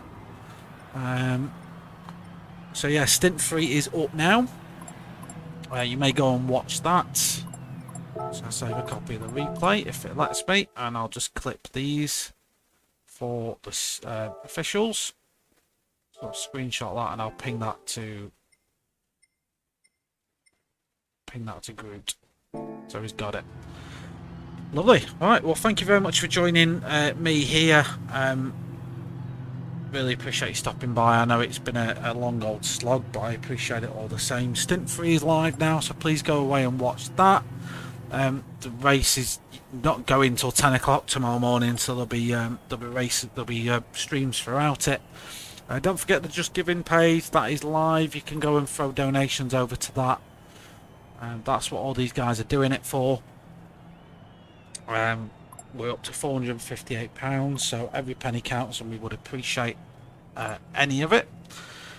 And yeah, thank you very much for watching. My name's been Chris, aka CJW Racing, and I will see you in the next one.